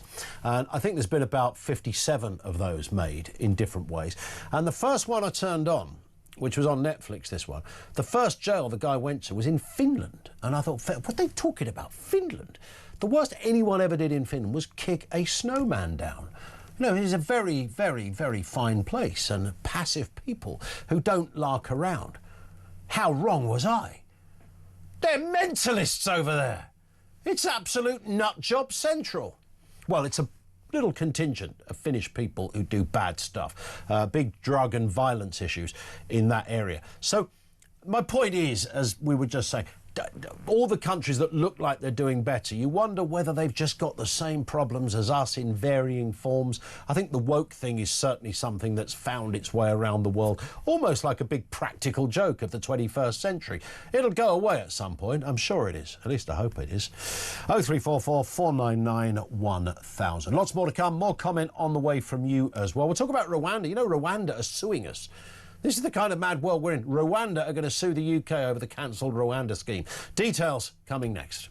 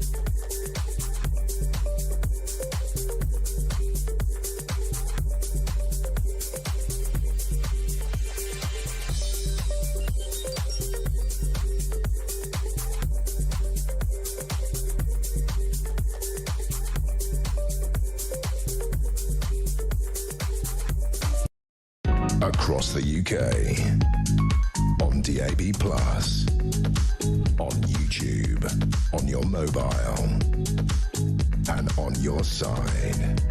This is Talk. Talk 25 to 3. Let's get a word on this story. Rwanda is suing Britain for millions of pounds after Labour scrapped the asylum deal between the two countries. The East African nation has launched legal action which could see British taxpayers hit with a massive bill, potentially of more than £50 million. Let's get a word from Baroness Rachel Maclean, Conservative peer, former Home Office Minister. Rachel, good afternoon to you. Nice to have you with us. So is this ineptitude from the current government, or was it the Tories that put us in this terrible mess? Yeah, absolutely ineptitude from the current government. Thanks for having me on again, and good Pleasure. to see you. I mean, I was thinking about this. Obviously, lots of people have criticised the Rwanda plan. But really, it's like saying there's something wrong with me. I need to go to the doctor, get a prescription, and then I'm going to go home and throw it in the bin and say it didn't work. That's what the Labour government's approach to this Rwanda thing has been. We had a scheme. It was all agreed with the Rwandan government. There were a few teething problems, but we didn't start it in earnest. If it had actually started off and been a real deterrent, it would have worked. And obviously Labour came in, and that was their whole policy to get rid of it. And now they're reaping their problems that they sowed, because they can't control illegal migration. Of course they can't, with their lukewarm and ridiculous, naive approach to it. I mean, I think the one in, one out policy has ended up being, one out and several more in. I don't have the numbers in front of me. I actually still choose to believe that's just satire, that policy. It sort of beggars intellectual belief, doesn't it? I mean, if you just ask anyone who doesn't really study politics or these kind of issues, they will be able to tell you this is all shades of ridiculousness. And the Rwanda thing, as you rightly say, I got the sense, Rachel, that when... I mean, if you remember when Keir Starmer cancelled, he didn't just cancel, he did so with almost as if he had the support of planet Earth behind him, as if this was the most sensible thing to do, that crazy Rwanda scheme. Now, who knows, maybe it wouldn't have been perfect, and I know there were many issues around trying to get it to even to the stage that it did get, but he seemed to wear it with a badge of honour, without any idea of what to replace it with. Yeah. I mean, they had zero idea, and the early evidence that we did have was that in those camps in Calais, some of the people were being told by the smuggling gangs, well, actually, you better get across quickly because they're going to bring this Rwanda thing in. Yeah. And if you remember, there was a huge uproar, and we were sort of attacked. It was suggested that we were being racist, that it was absolutely disgusting, that we shouldn't be sending these people to Rwanda. Because, it was a terrible country where awful things would happen to them. I mean, this is a country where people go and pay thousands of pounds to go and see gorillas. They are, obviously, it's an African country, but it's a perfectly functioning, safe African country. And we've got an absolute right to say to people, you can't come here. I'm sorry. If you think you've got an asylum claim, we'll process it, but we're not going to process it here. Because the minute that people get here, they disappear out the system. We can't control them. They're all over the place. They're committing crimes, as we've seen, and this has led to all the problems that exist in the asylum system. Is there anything you can see that you sit there in the other place, and from your vantage point, is there anything that is coming over the horizon that looks like a sensible immigration policy that will finally solve this problem? I know you sit for the opposition, but nonetheless, is it there? Can you sense it coming? Not from this bunch of socialists and liberal progressive. No, absolutely not. I see nothing that's coming from them, or even from this turquoise lot who you've just put up on the screen. They don't have any coherent answers either, I'm afraid. I mean, what we know is that this deterrent, this third country processing scheme, it has been proven by Australia and other countries. It does actually work. And so you have to bash through some of the obstacles in it and be strong-willed about taking on the law, the legal problems and all the international human rights lawyers and everybody else who says that you're racist. But you have to lead and say, this is what we're going to do. We'll bring this back. And that's how we solve it. That is the only way to solve it, in my view. Yeah, no, I think you're onto something there. Rachel, great to have you on with us again. Thank you for your time. Baroness Rachel McLean, Conservative peer and former Home Office Minister.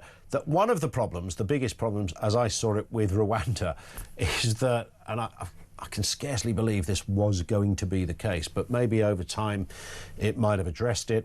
I mean, 2 points on this. One was that if you arrived on a small boat tomorrow, you were never going to go straight to Rwanda. You would go to the back of the queue, so they would start at so it could still be that those coming over on a boat could remain potentially for a couple of years here, and until you even got considered for Rwanda. That seemed to be the downfall. It was that lack of a sense of urgency.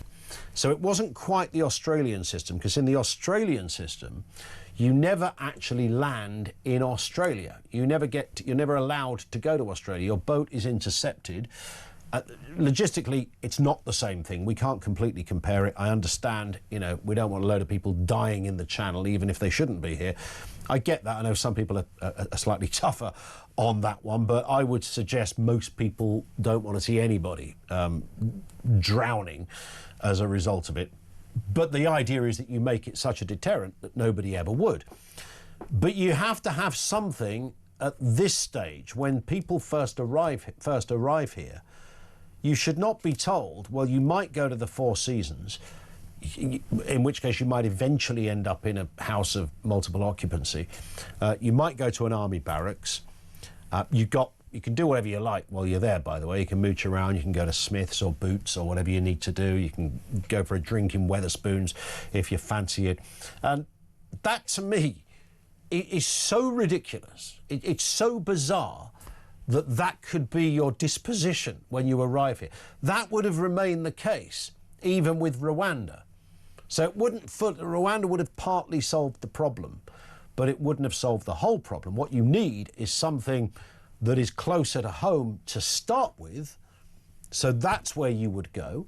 I don't want to see anybody living in a hole in the ground, beaten up, treated badly or anything like that. We are better than that, and we should always showcase that. But I do want to see people detained if they've illegally come to a country. I don't know why that would be controversial to anybody, for a load of reasons, but just the obvious one. You're not meant to really do it that way, mate. That's not how it works. So we are going to keep you in this place. I'm not suggesting the Isle of Sheppey, but you take the point when you think of an island of some kind, and people would remain there. And they'd be treated well, and they'd be fed, and they'd be warm, and all the rest of it, and then we will process you. I think that would form a very different vibe around our policy to those people waiting in Calais. And by the way, after we processed you, you're either going back to where you originally came from, or back to France, or you're going to Rwanda. Because Rwanda will be, yes, you have the legal right to remain, but in Rwanda, and that's how it was meant to work. Peter's in Oxfordshire. Back to David Gauke and the Tories. Peter, what have you got for us? Hi. Well, before I say that, Ian, can I just say how delighted I am that Matt Goodwin has been appointed the candidate for Reform. I'm a subscriber to his Substack, and I would vote for him every day of the week. He's a bright guy, he's a young guy, he's a good debater, and I think he will do incredibly well. Absolutely.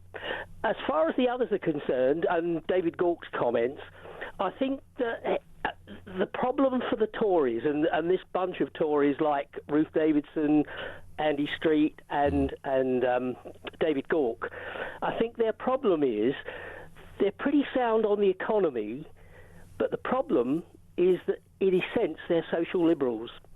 And it's the social liberalism that has now caused some of the major problems that people have been talking about on your programme and other people's programmes, about the police, the university, the schools.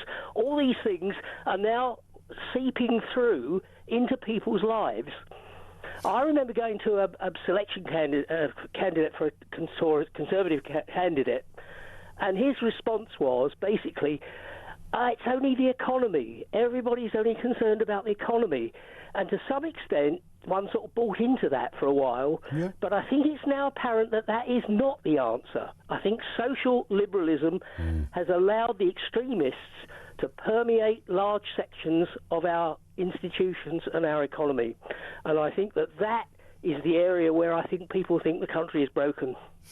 I completely agree. And did you notice when we were speaking to David Gauke that and I asked him about, the boats and illegal immigration, and his response was kind of the problem. His heart didn't. It's all very difficult. We've got to get an agreement with the French, and it's very complex. And there wasn't any sense. I even asked him about passion and anger and getting annoyed about stuff.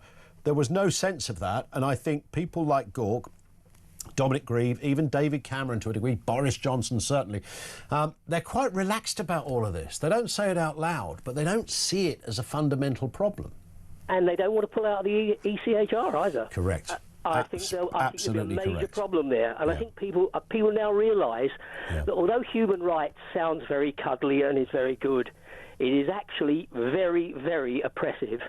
And it means, in most cases, I think people now understand that it's human rights for bad people and lack of human rights for good people. Yeah, that's a very good way to put it. Listen, great call, Peter. Thank you very much indeed. And I'm fascinated. That area that fascinates me is the kind of social media, non-crime hate incidents. I know, obviously the NHS and the economy are bigger issues.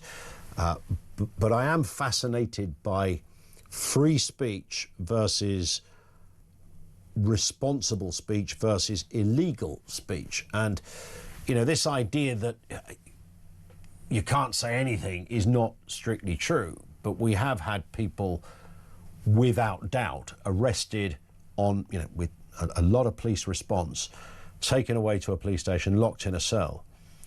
for just the most outrageously innocent of posts or tweets.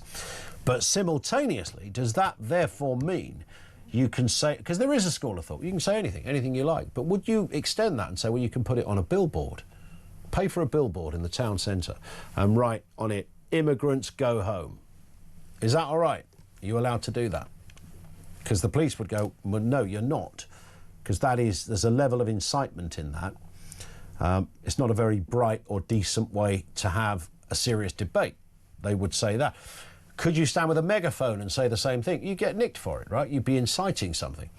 So it's that Venn diagram, that mixture of, right, how do we treat that and that without stepping on someone's basic right to free speech? Bob's in Ludlow. Bob, on the point of broken Britain, what have you got for us? Afternoon, Ian. How are you? Yeah, good, thanks. Oh, good. Yeah, basically, to my mind, that what's happened is our institutions have basically broken down. Yep. You can start with the police. Those at the top of the police are no longer running the police as a police force, service, whatever you want to call it these days. When I was a copper, you went out on the street and you enforced the letter of the law. Sure. Full stop. There is none of this analysing that those above me didn't sit there and analyse what that particular law meant. You knew the definitions of the law before you went onto the street. Sure. So if you're going to nick somebody for theft, you knew the definition of theft, what was required by law to arrest that person for theft. These days, even the coppers on the beat now are sat there twiddling their thumbs and analysing what the law is. It is not their job. It is not even their senior officer's job to do that. It is the job of the lawyers and the courts to analyse the law. A police officer is just required to go out there and basically enforce it as it's written down in the law books. There is something else, though, Bob, isn't there? And that is, like if you take shoplifting, for example, and they often say, well, the police just don't bother attending. But I don't think that might be true on some occasions. If you ring 999 in the middle of Oxford Street in London and say, you know, we've had a Casio watch nicked out of Next or something, can you come? And they're probably going to say, look, we really, you know, we're doing a lot of, there's a stabbing going on round the corner, there's been a car crash in Piccadilly. I get that, but there is a sense that thieves, in this case shoplifters, have become so brazen that they know they're going to get away with it. How do we, and that's not necessarily the individual copper's fault, how do we get back to that being a taboo thing? Shoplifting when I was a kid was a, you know, terrible crime. Yeah, because basically it's the way the boots on the ground are managed by those at the top. They have this massive management thing towards diversity and inclusion and God knows what these days. None of that is required with managing a police service or force in law. The police are there to enforce the law, not to manage what a definition means or anything like that. That has already been written by judges. I mean, when I started, we used to work by what was called judges' rules, which was the precursor to what they call it these days, oh God, I can't remember. It'll come back to you. Yeah, but it's what protects offenders and people, you know, okay, how they operate. PACE, that's it, sorry. Oh, the Police and Criminal Evidence Act. Yeah, that's it. But prior to that, we worked by what were called judges' rules. And under judges' rules, if a crime was reported, a police officer was required by law to attend. Full stop. No. End off. Now, you can prioritise how you attend based on what the offence is and what other offences you're dealing with at the time. Sure. But at some point, a police officer would attend. That was actually required under judges' rules. And I think that sort of thing needs to be brought back. Yeah. Because the sort of thing that we got going on in the police, even in the armed forces and this sort of thing now, the people at the top are so bloody woke, excuse my French, and so caught up in their own. I don't know. There's a kind of rewired ideology in so many senior posts and positions within establishment areas. And you mentioned the army, could be the NHS, whatever it happens to be, in recruitment and God knows what else. I mean, the list is endless. Bob, I've got to step in because we've overshot the clock, but you've been brilliant. Thank you very much, Bob in Ludlow. 0344 499 1000. We'll have more comment from you. Is Britain broken? All the other bits and pieces you've heard about, by-elections, Andy Burnham, God knows, well, there's so much going on here. 10 to 3 now, this is Talk.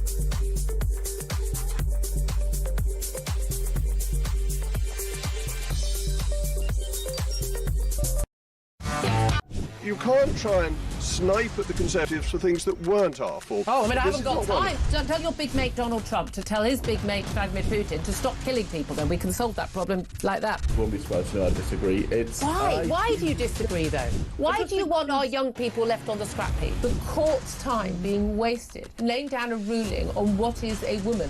You and I have been speaking for far too many years about And this. actually, you know, I'm very grateful to you too, because you have always covered this topic.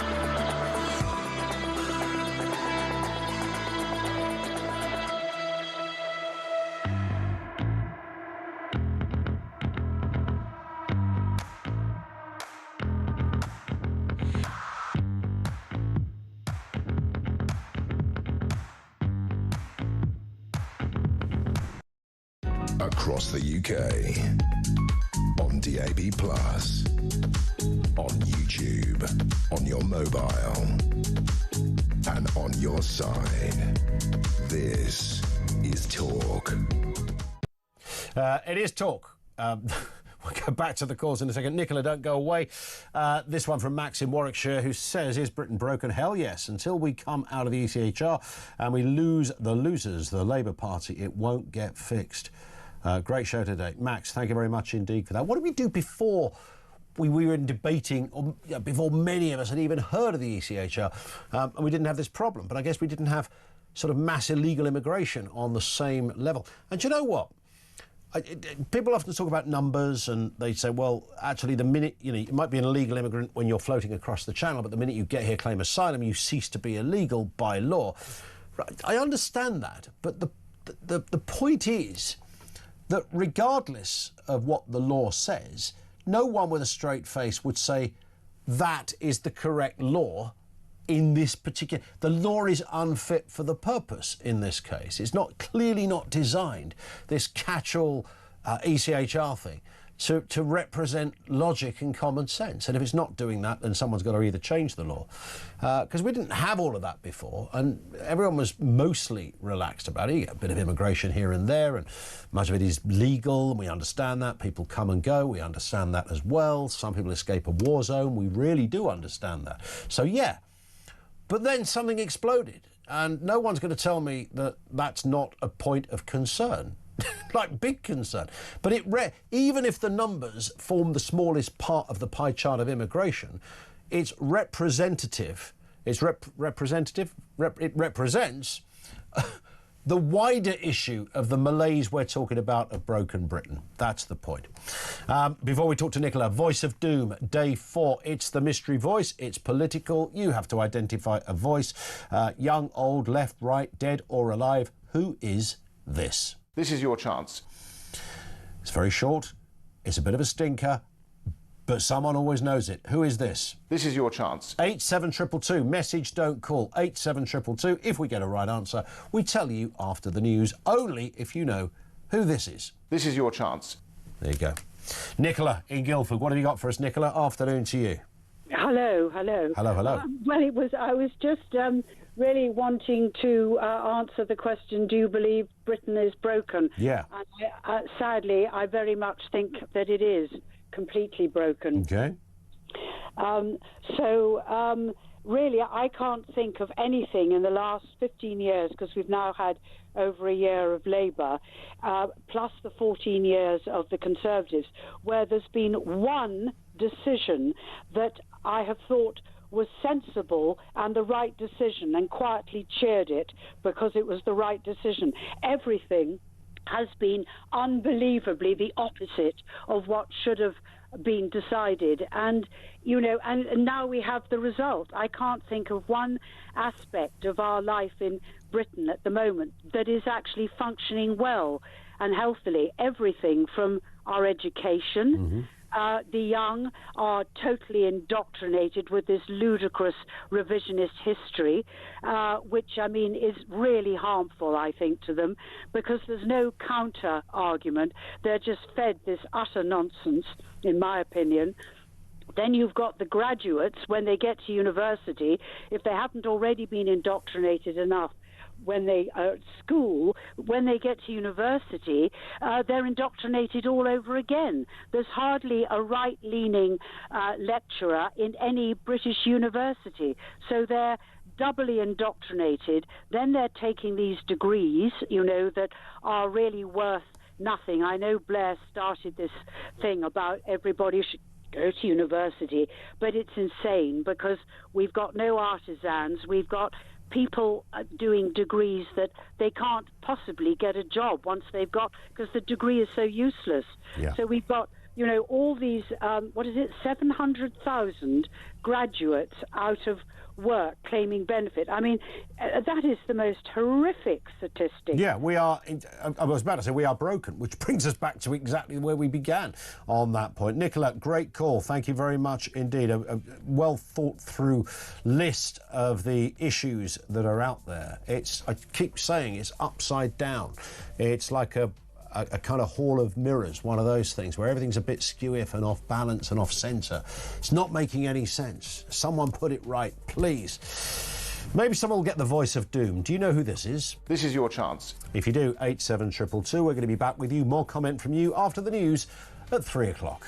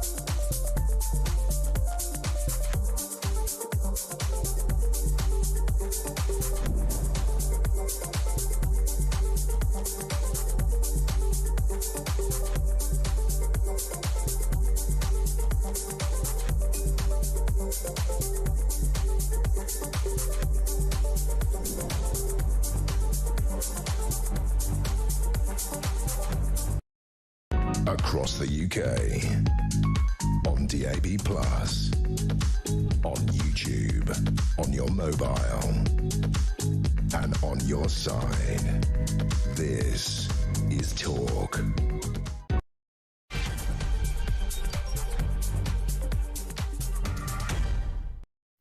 Afternoon, yeah, welcome back. Home of Common Sense. We're responding to a couple of things here, and it's really the catalyst that was Suella Braverman yesterday, legging it from the Tories to Reform UK. She repeated the same claim that Robert Jenrick repeated, which was repeated initially by Nadeem Zahawi just a few days before he legged it, and that is that Britain is broken. That seems to be the theme. I would imagine that's going to form some part of a slogan for Reform's election campaigns. But is it? Is Britain broken? If so, what specifically is broken? And what do you, as an additional point, if you want to go there, what specifically can Reform do to fix it?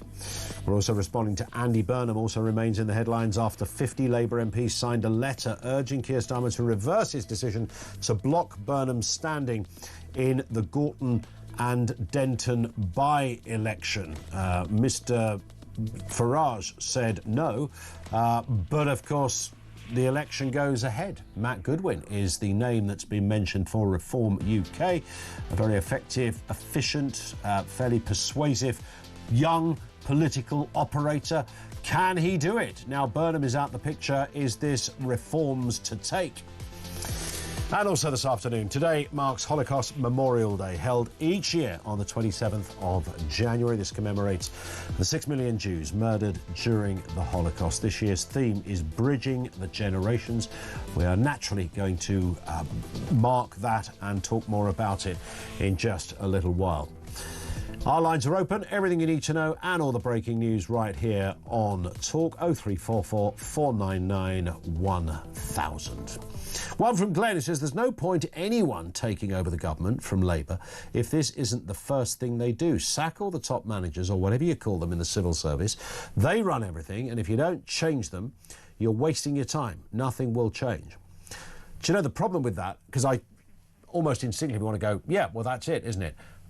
But here's the problem. Even Reform recognise there are actually some red-hot, really good people in the civil service. Really good. I mean, with brains the size of planets, who are exactly who you want on your team sheet. Even people like Nadine Dorries, former Conservative, now Reform, will acknowledge that a good civil servant is worth their weight in gold. So you need to be able to find the good ones from the bad, and the bad might not be necessarily that they're bad. That's probably just not necessary. David Ball said this morning here on Talk, the amount of times he gets communications from civil servants saying, I don't actually do anything all day. Then you've got to define what is a civil servant. I mean, a teacher is a civil servant, a police officer is a civil servant, someone who works down the job centre, or the tax office is a civil servant. So it's a more of a complicated picture, but I understand the desire to say we just got to get rid of all of those weak joints that exist in that department. 0344 499 1000. And also this story, the Daily Telegraph has revealed how China hacked the phones of senior politicians sitting in the Commons for years. State-sponsored hackers are known to have targeted the phones of some of the closest aides to Boris Johnson, Liz Truss and Rishi Sunak between 2021 and 2024. Let's get a word from Luke de Pulford, co-founder and executive director of the Interparliamentary Alliance on China. Afternoon to you, Luke. I guess, one's initial answer when you hear something like this is, well, what a surprise. Really? China are hacking people? Who'd have thought it? Well, it's not surprising at all, and it follows hot on the heels of a whole bunch of confirmed cyber attacks on the UK. We had the Electoral Commission, we had APT31, another state-sponsored hacking group attacking 43 UK MPs. This has been going on and on. It's not a surprise to anybody. What is a surprise is that against that backdrop, we now have this uncritical engagement with China, with Keir Starmer going to China, lowering the drawbridge and really offering quite a lot in return for what will be very little. It's right. Yeah, it's rather interesting, isn't it, that? I guess Starmer's point would be, well, sometimes you have to sort of hold your nose and do these things. Is that good enough? I don't think it's good enough, and it wouldn't even be good enough if there was a great economic miracle coming down the road. But there isn't. There wasn't during the golden era. Many of the promises from the golden era of relations, this Cameron-Osborne thing, never actually materialized. China's economy is actually weaker now than it was then. Not only that, they do less foreign direct investment than they did back then. So why it is that we think China's going to save our economy and that it's worth making all these concessions for, I genuinely don't know. I don't know what economic analysis this is based upon, and neither does any economist. But the Treasury officials are set on it, along with the encouragement of Jonathan Powell and others, and it seems that that's the decision. So there we are. It is bizarre. I always sing from that kind of hymn sheet, Luke, where I want my Prime Minister to succeed, even if they're not my favourite choice of Prime Minister. I mean, you want the person in charge to do well. And I've tried to objectively look at this China question and Mr. Starmer's visit. On this very point, what is he going to come back with? Is he going to come back waving a piece of paper saying, look what I've got, you know, here's a new deal? I mean, what would that deal? You're going to be able to sell more plastic nonsense on Amazon. I don't know. You know, what is it going to look like? And I can't for the life of me. I reasonably keep across these kind of stories. You're much closer to it than me. I genuinely can't see where this big announcement or at least direction of travel or change of something is going to come from. Well, I can make a prediction fairly confidently. We can look at what Mark Carney, the Canadian Prime Minister, came back from Beijing with recently. He came back brandishing a bunch of MOUs, basically, which, as far as China is concerned, amount to IOUs. And whether or not those IOUs will come to fruition is another question entirely. He has to do better than Rachel Reeves did, the Chancellor, when she went to China. Sure. Because she came back with a promise of 600 million over 5 years, which, by the way, Ian, is less than the Chinese want to spend renovating their embassy in London. So he's got to do better than that. And I think that what he will come back with might look and sound good, but whether or not it will actually be good is an entirely different question. Maybe it's something else, though, Luke. It could just be that, you know, we know Mr. Starmer likes an aeroplane, and some argue that he's more comfortable on the kind of global stage than the domestic one. Is it a case of him, if you like, showcasing his government to the world? Is it that? Is it a man that is trying to look more seriously to perhaps reinvent himself?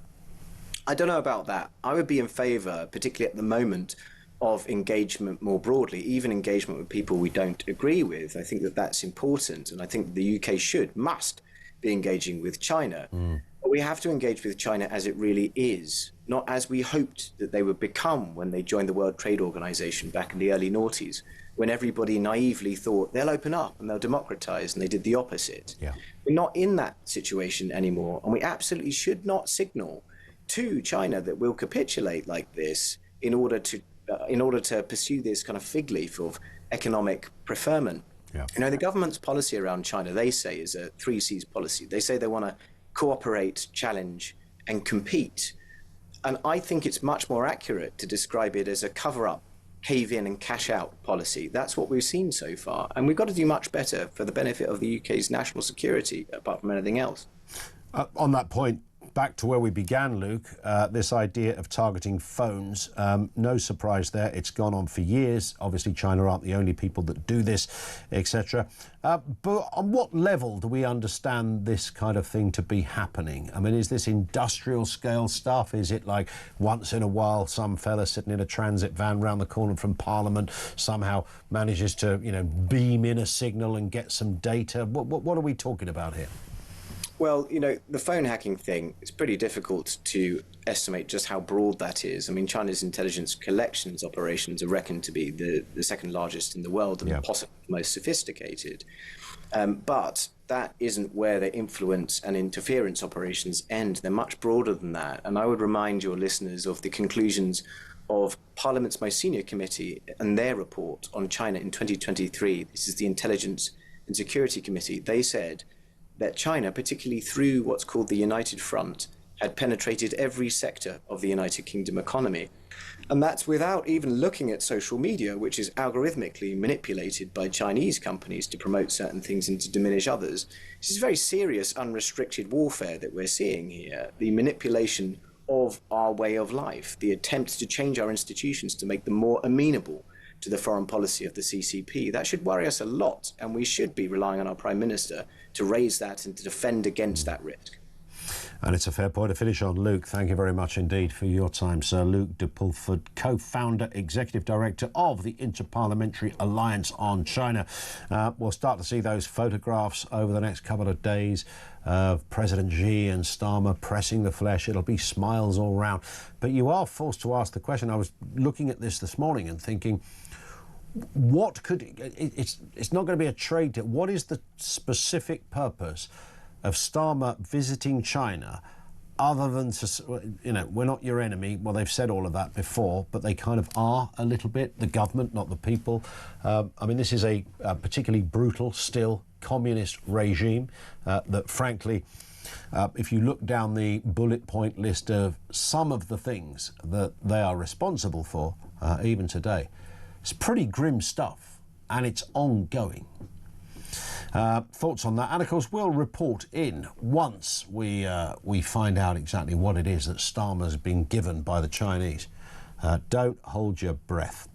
John in Link says there are already laws about incitement to crime. The non-crime thing is completely different, and removing that doesn't affect the crime of incitement or harassment. No, indeed it doesn't, but there are people who argue that because something was said on social media, therefore it should not be subject to the same legal scrutiny as if it was something that was said, I don't know, via a megaphone on the street or leaflet distribution around a housing estate. That's an area of genuine interest. I mean, if you look at, I mean, man, where would you begin? I mean, social media on a bad day is pretty cesspit central. There's some horrific stuff that people just say casually, sometimes because they don't know any other way to articulate it. And you think, well, that's technically, or at least potentially, you could get a knock on the door for that. So do away with incitement or harassment. And then you get into the territory of what constitutes incitement or harassment. And that is a tricky area because, you know, somebody being brutally and sometimes uncomfortably honest about something that's their opinion to another person is the most outrageous thing they've ever heard in their life. But you have to, then you counter that and go, well, so what if you think it's outrageous? Who cares if you're offended? But the litmus test as to whether it means more than that and could potentially incite some kind of riot, or whether you've incited racial hatred. Do we do away with all of those laws in order to placate social media, or do we toughen up social media? Because the minute somebody gets a knock on the door because it was said on social media, it's like, wow, it's not quite the same thing, is it? Or is it? I genuinely don't know the answer to that, by the way. Michael's in Birmingham. Reference the Rwanda scheme, Michael. What have you got for us?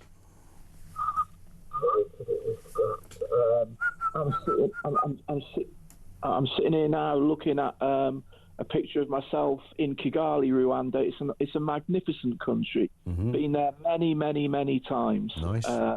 Would gladly go back any time. In fact, if they offered me a few grand to go and live over there, would gladly do it. Take it. It's houses, it's clean, the air's fantastic, the scenery's fantastic.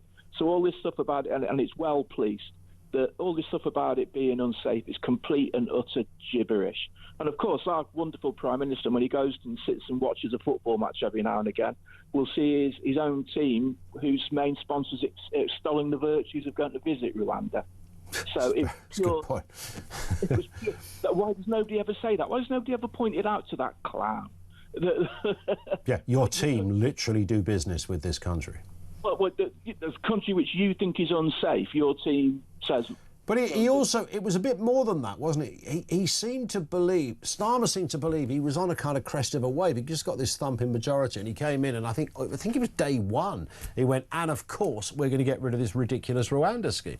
Now, we know it was expensive, and it certainly wasn't set up perfectly, and it was still going to be subject to God knows how many hurdles. We weren't about to see 100 aeroplanes on the tarmac at Stansted taking off on a daily basis with all of those people that had just sailed across the channel on the planes. So, it wasn't great, but it could have been work in progress. But Starmer, Michael, felt that he was he thought he was speaking on behalf of everybody. You know, you'll be glad to know, almost, that Rwanda, that Rwanda thing, gone. Yeah, I mean, look, it was never particularly about Rwanda for him. It was just the fact he doesn't really want to get rid of anybody. That's what it is. I mean, it's the same for all of his party, and even, you know, Shavana Mahmood, who does all these things fiddling around the edges, but in fact more people come, as we've seen with the one out 25,000 in, or whatever the proportions are. You know, I mean, so it's just the will. They wanted to get rid of it because they didn't really want to get rid of anybody. You could have put that in Beverly Hills, and they'd have still said it wasn't humane. Yeah. You know. You're absolutely right, Michael. Great call. Thank you very much indeed for that. This comes in from Chris in Wallasey, who says, Ian lad, Britain is like a broken heart. And the same as broken heart, those who broke it cannot mend it. And even if they could, why would you want them to? Yeah. Do we want them to? Reg says, Margaret Thatcher and Ronald Reagan, as kids, made us feel that we were in safe hands. Great way to put it. I know, you know, you don't notice this stuff in any depth, I suppose, as a kid. And so some of it is sort of looking back, but that real sense that I keep saying, you know, the adults were in the room. It did feel like the adults were in the room. And Britain meant something more then as well. We hadn't got ingratiated in such depths with the whole EU project. There were people agitating more for it, and France and Germany were under no illusions. This was about expansion, not just expansion in terms of the number of countries that are members, but expansion in terms of the kind of areas that we will be able to legislate on, etc. They're honest about that in most of those countries in the EU, and that is fine if that's what you want. But that story of sovereignty, which is kind of written off by Remainers, almost at first base. Oh, you want your sovereignty back? You know, what do you got back? What's better now than it was before? All of those kind of ridiculous anti-intellectual points that are thrown at people who dared to exercise their democratic right to leave the EU. That's not an insignificant point, by the way, saying sovereignty. It's just another way of saying, well, we want to be able to make our own decisions. You don't have to name what those... If somebody asks you, name me one thing, you don't have to name it. It's the fact that the legislative authority running this country stops and starts in this country. That's not a bad thing to believe is perhaps the best fit for this country. Might turn out, years down the line, not to be the right thing for a number of other reasons, but to vote on that basis is not only completely reasonable, but it's a pretty savvy and intelligent way to think about things. You know, we talk about democracy being best served in its sort of smallest form, so it can be small state, bigger voice to the people, etc. 0344 499 1000. Let's do the Voice of Doom. Voice of Doom Day 4. Have we got a winner? This is the voice we've been playing you. This is your chance. Very simple question. Who is that? These are some of the guesses. Jonathan Pine. No, should there be Jonathan Pye? I don't know. I think... Anyway, maybe this is Jonathan Pine as well. Michael Spicer, Marcus Fox, Rupert Lowe. We get Rupert guest every time we've done this. Does sound a bit like him, but it's not. Ted Heath, Chris Grayling, Michael Heseltine, Nigel Farage, Sir Keith Speed. Wow, he was the old MP for Ashford back in the day. Richard Fuller, no. Ken Clark, no. Lord Ashcroft, no. We haven't got to win it. It rolls over to tomorrow. Day 5, the Voice of Doom is back. More calls from you on the way. 3:20. This is Talk.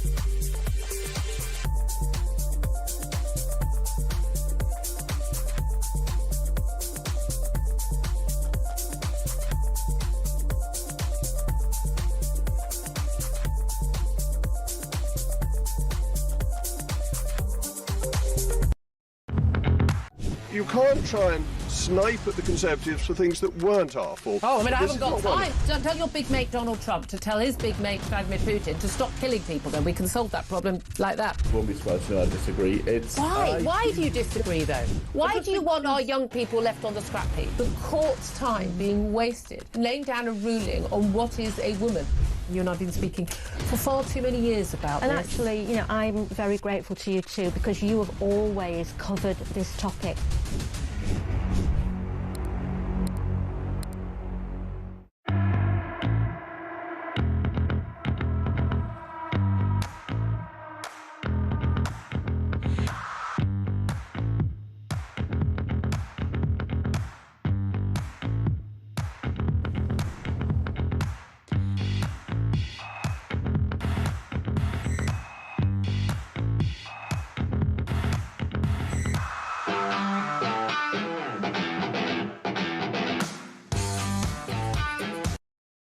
Across the UK, on DAB+, on YouTube, on your mobile, and on your side. This is Talk. This is Talk. One here from Dan in Kent. Afternoon, Ian. Where do we start on the Tory failures? They let the centre ground drift to the left with immigration. Large state net zero impoverishment. For the first time in well over a century, the Conservative Party won't even be the government opposition after the next election. Yeah, what a thought that is. I mean, what a thought that the most successful political party on planet Earth in democratic Western history, put it that way, and they're looking at annihilation. I mean, they did badly in 2024. Can they pick it up? A lot can happen. People keep going, well, a lot can happen in a couple of years. Well, you know, we're just coming up to, July will be 2 years of Keir Starmer, so nearly the halfway point. What can they do? Can they turn it around in any shape or form? Michael is in Nottingham on this point. Michael, afternoon to you. Afternoon there. Hiya. Yeah, you've got the question there is what is broken about Britain. Yeah, what is it that's broken? Because I asked the question, by the way, not because I wanted to enlist a load of terrible... I wanted people to call up and go, no, nothing's broken, it's fine, we're just going through a wobble. But No. It's a bit more than that, right? I've got a list here during the break of me right now. I've got 14 things that are broken about this country at the moment. Go on. Got rail services, water services, road repairs, financial system, energy prices, net zero, unemployment, NHS, police services, armed forces, immigration system, food prices, homelessness, welfare system. I mean, wouldn't it be harder to try and find something that is right about or fixed in Britain that's okay? Do you think, I said right at the beginning, Michael, that you could take any government at any time, and if you didn't like them very much, there's a thing called list theory, where we can all make a list of all the stuff that's wrong. But if you're a supporter of that government, you'll make another list of all the stuff that's right. Yeah, I've been trying to find a thing that the government have actually got right, because they've done that many U-turns as well. But it's become a joke. Yeah. The government is an actual joke. Other countries just laugh at how pathetic our government is. Well, I mean, like you said earlier, you mentioned about Starmer playing. I mean, he spends more time abroad trying to sort all the country's issues out and not sorting our own issues out.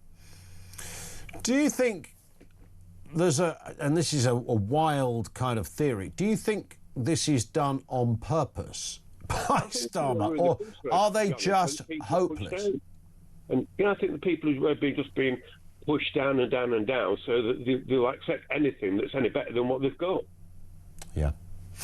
You might be right, Michael. Thank you very much indeed for that. Michael, Mark is in Derbyshire on Broken Britain. Mark, what have you got for us? Hi. Yeah, I've over my time, I've had 10 years of fostering since I ended my time as a police officer. Mm-hmm. And the things I've noticed are we've got too many people who just want to be paid their wages every week for being sat on the backside. We've got kids that are saying, I'm not going to school, you can't make me. We've got kids who are saying, I don't need to work, you owe me a living. So my plan would be that I always like to give people options. So the option would be you either go to school, or the option is you go into an army camp, you get trained, you get taught, and you do a bit of army stuff, because that'll help with our recruitment for army, etc. Likewise with people that are refusing to work when they can, and there are thousands of them, they get a choice. You either go for a job, or you go to learn a trade and do some army stuff, and we teach you how to do warfare if need be. That would not only, they can keep getting the benefits and more if they do that, but also it would cut crime dramatically, because a lot of these people that refuse to work are making a living elsewhere, and it's out of crime. Yeah, the idea of crime when, I mean, you're 18, who wants to go to work for minimum wage when you can just nick a pair of Air Jordans out the shop and either wear them or flog them? It's a much easier way to earn a living, isn't it? Yeah, I don't know if you ever watch Interceptors. My missus is a great fan. I love a bit of Police Interceptors. You look at some of these people that get stopped. Yeah. They've never worked, and the one on telly this morning's got £200 worth of Nike trainers on. Yep. Where do you get those from? Well, you just nick. Actually, it's quite hard to nick trainers, I suppose, isn't it? Because there's only one out in the shop. Oh, well, I don't know. Maybe they just go around the back. There's other ways of doing it. Of course there is, yeah. No, in Nike, there's box rolls all different sizes. Ah, true. Yeah, true. Yeah. So, but my view is these people need to be given a choice, because we've got such a small army nowadays and navy. They should be trained to do that. That's their option. Mm. Well, maybe that is an answer, that there's some kind of, I don't know, a sort of military intervention, kind of an unofficial national service, which I think you're alluding to. Mark, thank you very much indeed for that. It is, look, the picture that he's just created about, that Mark just referenced there, about young people, that's almost a whole other debate. And you really can bring in social media on this one. The desire to work, if you're 18, if you were 18 in the, I don't know, the 1980s or 90s, then the kind of theory behind what your life plan, as you might have seen it then, was that, OK, I'm going to go out, I'm going to go to work, stereotypically put, I might meet someone, so I might get married or certainly live with them, but I'll be able to buy a house. When I get to 25, I'll buy a house. That's gone. And the sense that, people who are 35, 45, 55 are thinking, wow, it's bloody hard to exist because the bills are high, wages are not going up in any meaningful way. So it's tough. If you're 18, you're looking out there at this landscape going, what the hell am I going to do? Now, most 18-year-olds by a country mile don't turn to crime and start nicking Nike boots out of the stores. I understand that, but I can see the sense of sort of hopelessness. At what point would I be able to literally conceivably buy a house? What job will I get? Will AI intervene? At the moment, AI is creating more jobs than it's getting rid of, but the suspicion is that's a temporary position, and eventually it will have a devastating effect. So fewer jobs, less money. I'm never going to own a house. I'm always going to live with mum and dad. What do I do with that? I understand that dilemma. I can see the helplessness. And then you look at social media and you see all manner of people, who are lauding it up and dangling God knows what on Instagram and wherever else. And life looks like, wow, there is another way. There is a different... It's confused. It's a confused picture. It's an era, I think, in 100 years' time, people will look back on it and go, wow, how did they ever get through that part of the 21st century? Because it was a fog of confusion for loads of different reasons. 0344 499 1000. Let's get a voice note on the Tories. This comes from David. You're asking what went wrong with the Tories. Well, 14 years. You had the Brexit. You had Cameron. Then you had the net zero crap. Excuse my language. The net zero with, what do you call her? Theresa May. And then you get Boris come in promising this, promising that. Then he opens the floodgates. He did 1 million visas on an Indian deal. What more do you want? People have had enough of Tories. People have had enough of Greens and their policies, and people had enough of that idiot Ed Davey. You know, he's a comedian. So they need change, proper change. David on the Tories, feeling resigned, I sense there. I love the way, David, you scrambled for Theresa May. What was her name? Theresa something Green? May, that was it. Yeah. It's nice to be remembered, of course. 0344 499 1000. More coming for you in a few moments. It's just gone 3:30. This is Talk.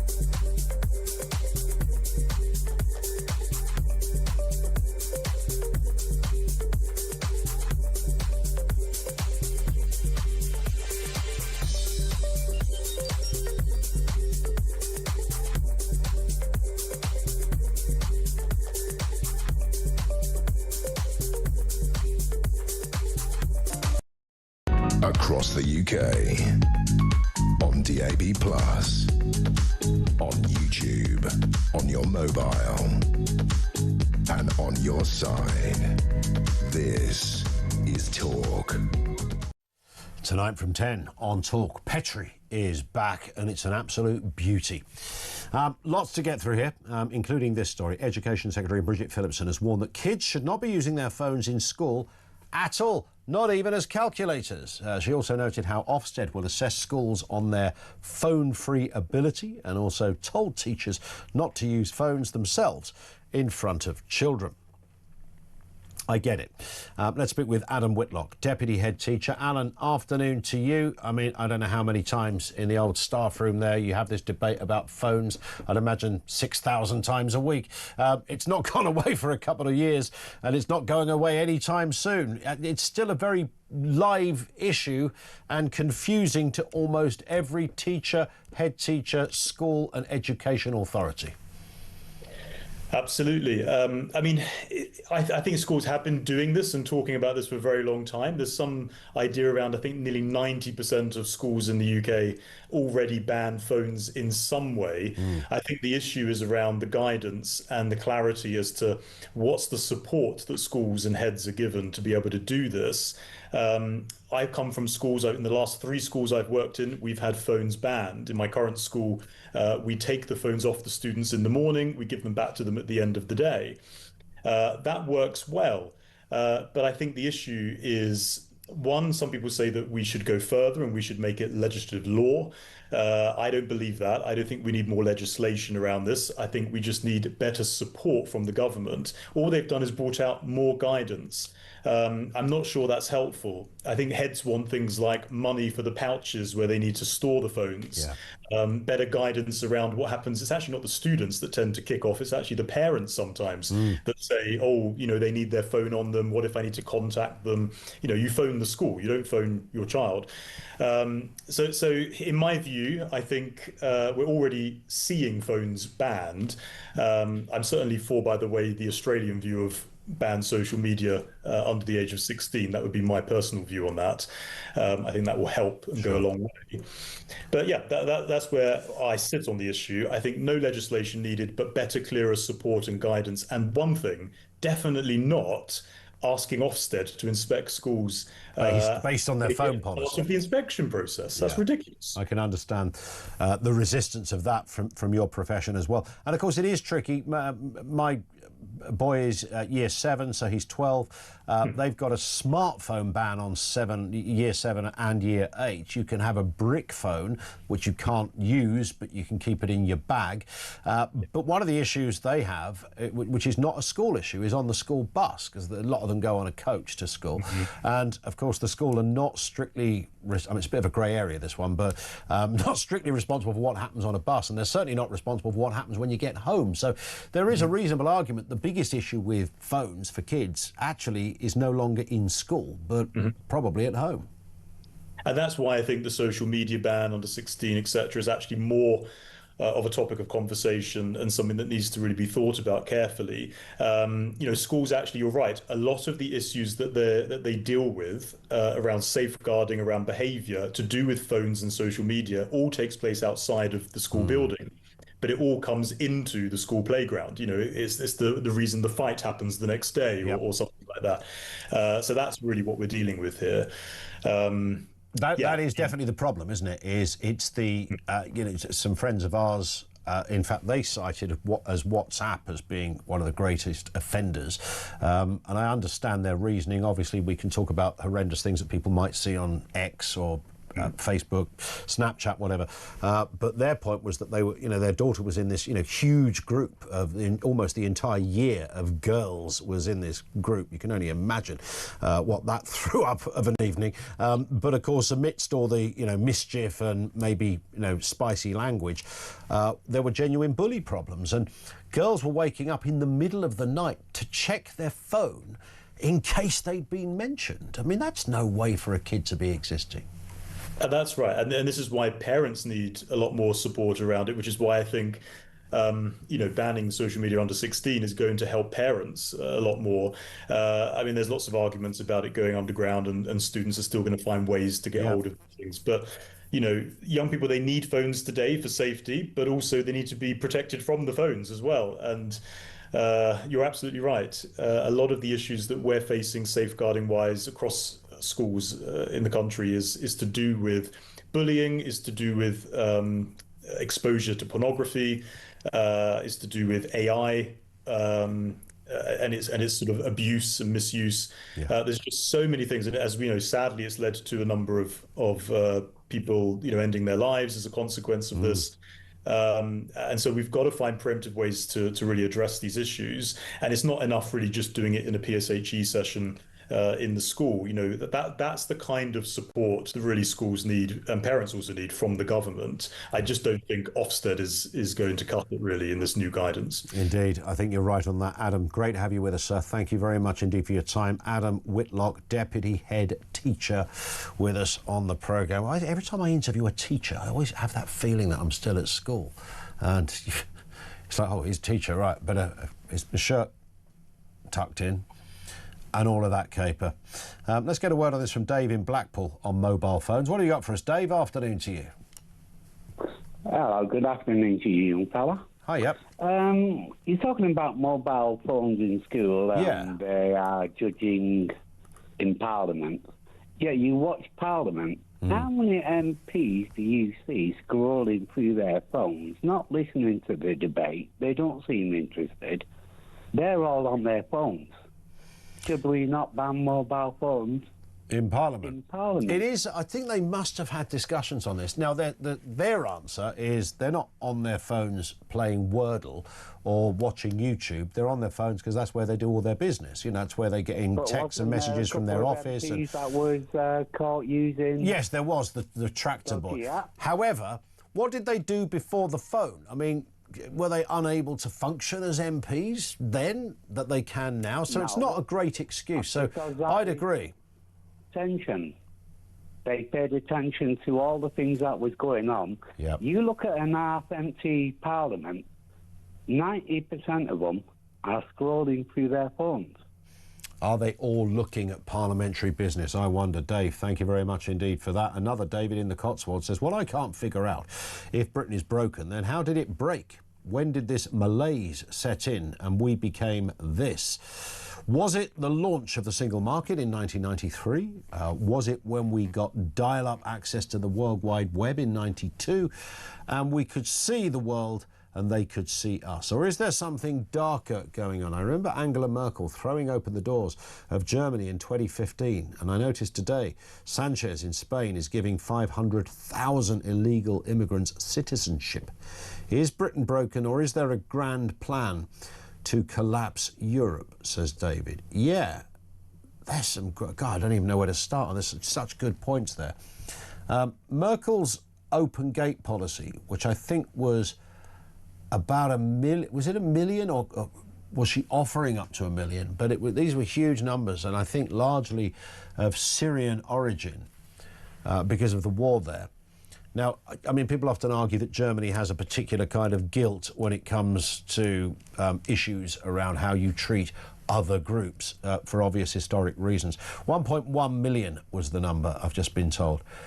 And that was 2015. I mean, which is an extraordinary... I mean, I understand, you know, being kind to people who are leaving a war zone, but there must have been a point when somebody went, 1.1... You're literally going to increase your population by 1.1 million, look, almost overnight. That's a kind of risky strategy. And Sanchez, I wasn't familiar with that story in Spain. 500,000 illegal migrant citizenship, which whether is it full citizenship? Is it some kind of... legal residency of some kind, whatever it happens to be. Yeah, obviously what they've done, they've gone, right, we've got a huge problem here. We're going to have to, we'll just give, I've forgotten the word that is used, it escapes me. Boris Johnson suggested it for London, bizarrely, not so bizarrely, when he was mayor, that we should have again, the word has gone from me, but we should allow this moment to make illegal immigrants legal. And we'll just settle at that. What is the word I'm looking for, Finn? It's a really obvious word. Not a referendum, and I'm going to get... Somebody's going to tweet it to me in a second. It's a really obvious word. And it's disappeared.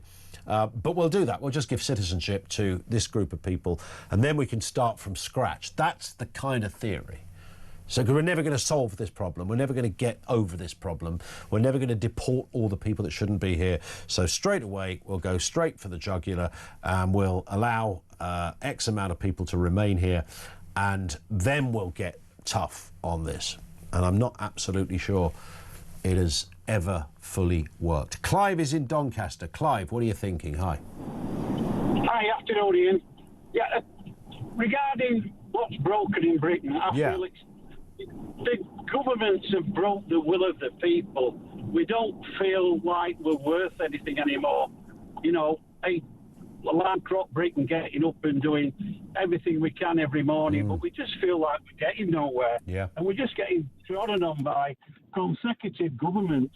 I really hope Farage and his lot can lift us out of this, but, you know, at the moment, I'm very optimistic. Yeah. Well, I'd like to be optimistic, but it's pretty difficult to be, isn't it? It is at the moment because of everything that's gone off in the last few governments, and everybody's just downtrodden and had enough, I think, basically. And that's why I think it's the backbone of the country, the will of the people that's broken. We just need something to give us that bit of hope, that lift. Yeah. And that's all it needs, isn't it? Boris Johnson sort of tried to give it a go when he talked about sunny uplands and Brexit and everything's positive. He was very good at that, wasn't he, if you remember, Clive? He was very good at running around the place saying, no, everything's cool, it's going to be brilliant, it's going to be absolutely incredible. But didn't quite work out. Clive, thank you very much indeed for that. Amnesty is the word I was looking for. Do you know, that's not the first time that particular word. I think it's about the third time I can remember not being able to find that word. Thank you to Simon Evans. Amnesty. Thank you to Gary, even though you spelt it amnesty, Gary. I'll forgive that. But yes, amnesty is the answer. So give a big amnesty to all the illegal immigrants, and then you start from scratch. Would that work?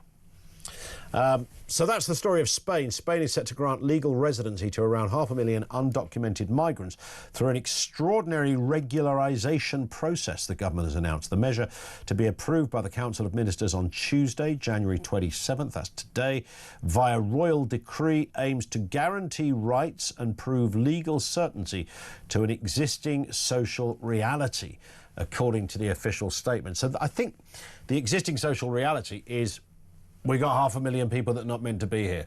What are we going to do? We can't get rid of all of them. It's time consuming. It's massively expensive. Bang. You all get residency. So legal residency. And now we begin to get strict on it. Ha! That's the theory. Ain't going to happen. Back to David's text that he sent a moment ago, which started that conversation. There's a couple of things in there that I think are interesting. advent or the invent of the internet, I think it's kind of, the internet's always at the crime scene, isn't it, on these stories somewhere. Whether we're talking about kids with phones, whether we're talking about the kind of things that people are getting arrested for, whether we're thinking about the kind of way we choose to recreate. Is there a word, recreate? Anyway, our recreational activities.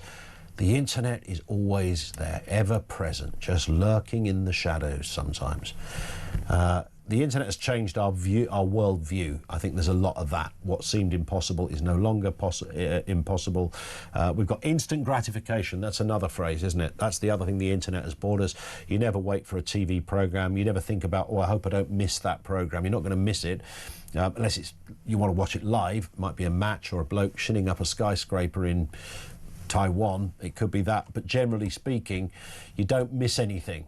You just go and watch it whenever you fancy it. You know, I'm in the kitchen last night making a cup of tea. I think I just want to catch the 10 o'clock headlines on the telly. I don't have to rush to make the cup of tea. I don't even have to pause the TV. I just press watch from the beginning or start again or whatever setup you've got. You don't, instant gratification. Ordering stuff. I think my record on Amazon is 4 hours when something mysteriously showed up. God, I love that stapler. Love it. So there's all of that. Buying stuff, getting stuff, consuming. So we accelerated all of that as well. It's a fog. You see what I mean? It's a fog. More calls from you on the way. Love this subject. We could carry on for another 10 hours on this. 0344 499 1000. This is Talk.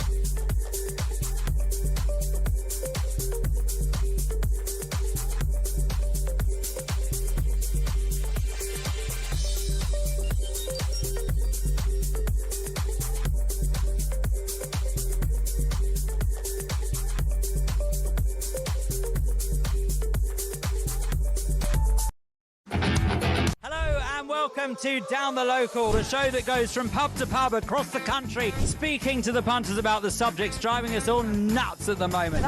Rachel Reeves, Rachel Thieves, Rachel McCown. I don't really know Meghan Markle. I know Meghan Markle's from Suits, and that's about it. I don't know about anyone else, and I don't know where this is going. I have 0% beard, and I feel raising the flag, I think, is symptomatic of this desperation. Is public transport good value for money? No, it isn't. You really don't like speaking to people.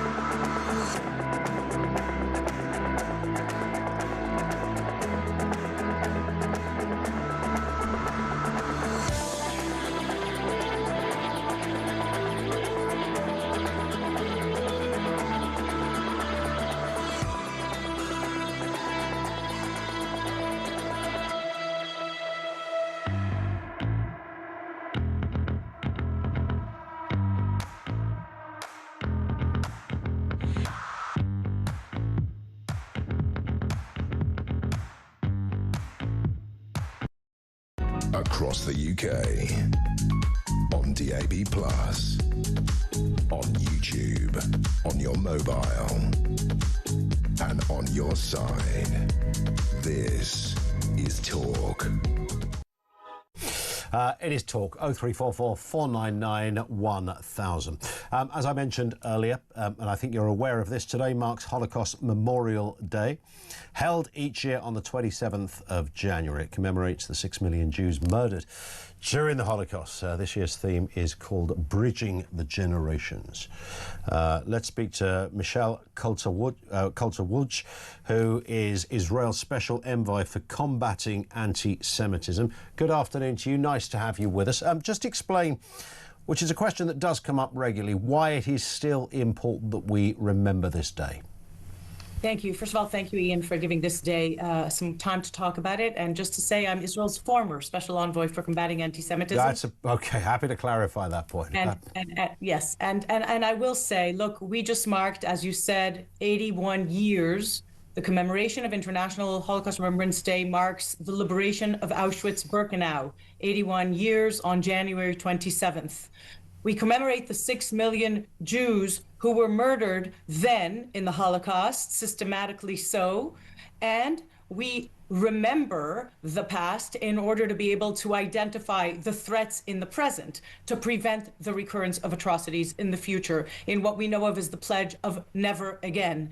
In fact, we meet today when not just the tsunami of anti-Semitism, but the normalization of anti-Semitism, an ever-mutating lethal virus ever since October the 7th, 2023, has been exposed, including right here in the UK. And therefore, the importance of this day cannot be underestimated. You've kind of taken the words out of my mouth in this respect, because I was going to make the point that every time we talk about Holocaust Memorial Day, people correctly remember 6 million Jews who were murdered in the Holocaust. But of course, it is more than that, and it is more than that for the very reasons you just gave. And I would go slightly further, not just that anti-Semitism is still rife and growing, but on occasions, and I sadly think we've seen it in this country, it is almost tacitly or otherwise government endorsed. And I think that's when you get into really troubling territory.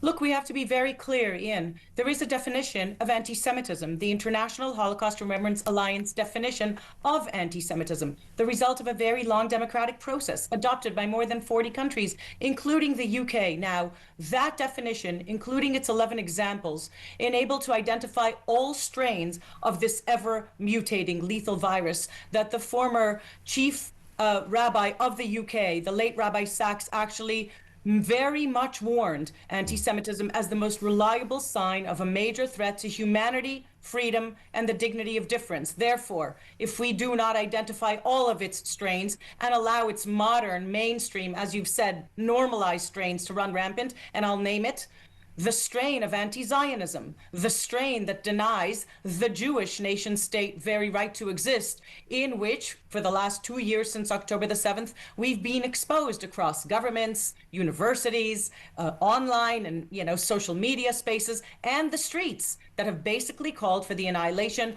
of, this time, not the individual Jew, but the Jewish nation state that was intended to be an equal member in the family of nations. And therefore, you are right that we are seeing a tremendous, not just tsunami, but normalization because of the failure for moral clarity and courage, including to utilize that International Holocaust Remembrance Alliance definition to identify all strains of this ever-mutating lethal hate, including the demonization, delegitimization, and application of double standards, whether it is to the individual Jew at the time of the Holocaust, barring them from an equal place in society, or demonization, delegitimization, application of double standards to the Jew among nations, that is the state of Israel, barring it from an equal place in the family of nations.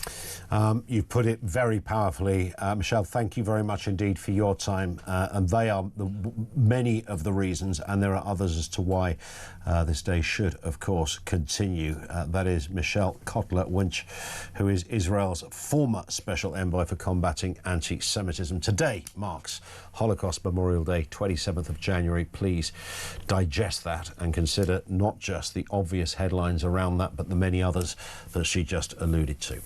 It's just gone 5 to 4, which means it's time for Drive, and Peter Cardwell is here. Hello, Ian, how are you? Hey, looking very much like Kevin O'Sullivan. Hey, it's Kev! We did just bump into each other in the loo, by the way. I'll be presenting Drive today. Yeah, exactly. We've got Jake Wallace-Simon on towards the end of the hour on that very important topic that you've just been covering, Holocaust Day, and we will concentrate on the rather depressing statistic that fewer and fewer schools are now marking that very special day. And I think that all dials into the rise of anti-Semitism. And if we ever forget the greatest crime in human history, then to hell with us. To hell with us. We must remember that. And we should remember it more and more when we see so much anti-Semitism, which to me is extremely confusing. So Jake will be on later in the hour. Robert Bates joins us straight after the news. We're going to talk about this judge who ordered a jury not to be told that a Pakistani rapist was in fact an asylum seeker. When that rapist was asked in court, are you an asylum seeker, he got into a rage and started screaming that it wasn't relevant. It's very relevant. We have the right to know. So we'll talk about that and other migrant crisis stories, including the fact that Rwanda is now charging us or claiming 50 million quid of They're suing us. Yeah, I mean, where's our money? That still ranks as the most impetuous, juvenile, stupid thing any Prime Minister ever did. Keir Starmer ripping up the Rwanda scheme on day one, while saying, well, this has cost £700 million. You shouldn't have flushed it down the drain then, should you? Unbelievable. It's been a mess ever since. Ian Duncan-Smith, a big expert on China, of course, he's on their hit list, as it were. He'll join us at 5 to talk about Never Hear Keir's trip to Beijing. And later in the show, we will talk to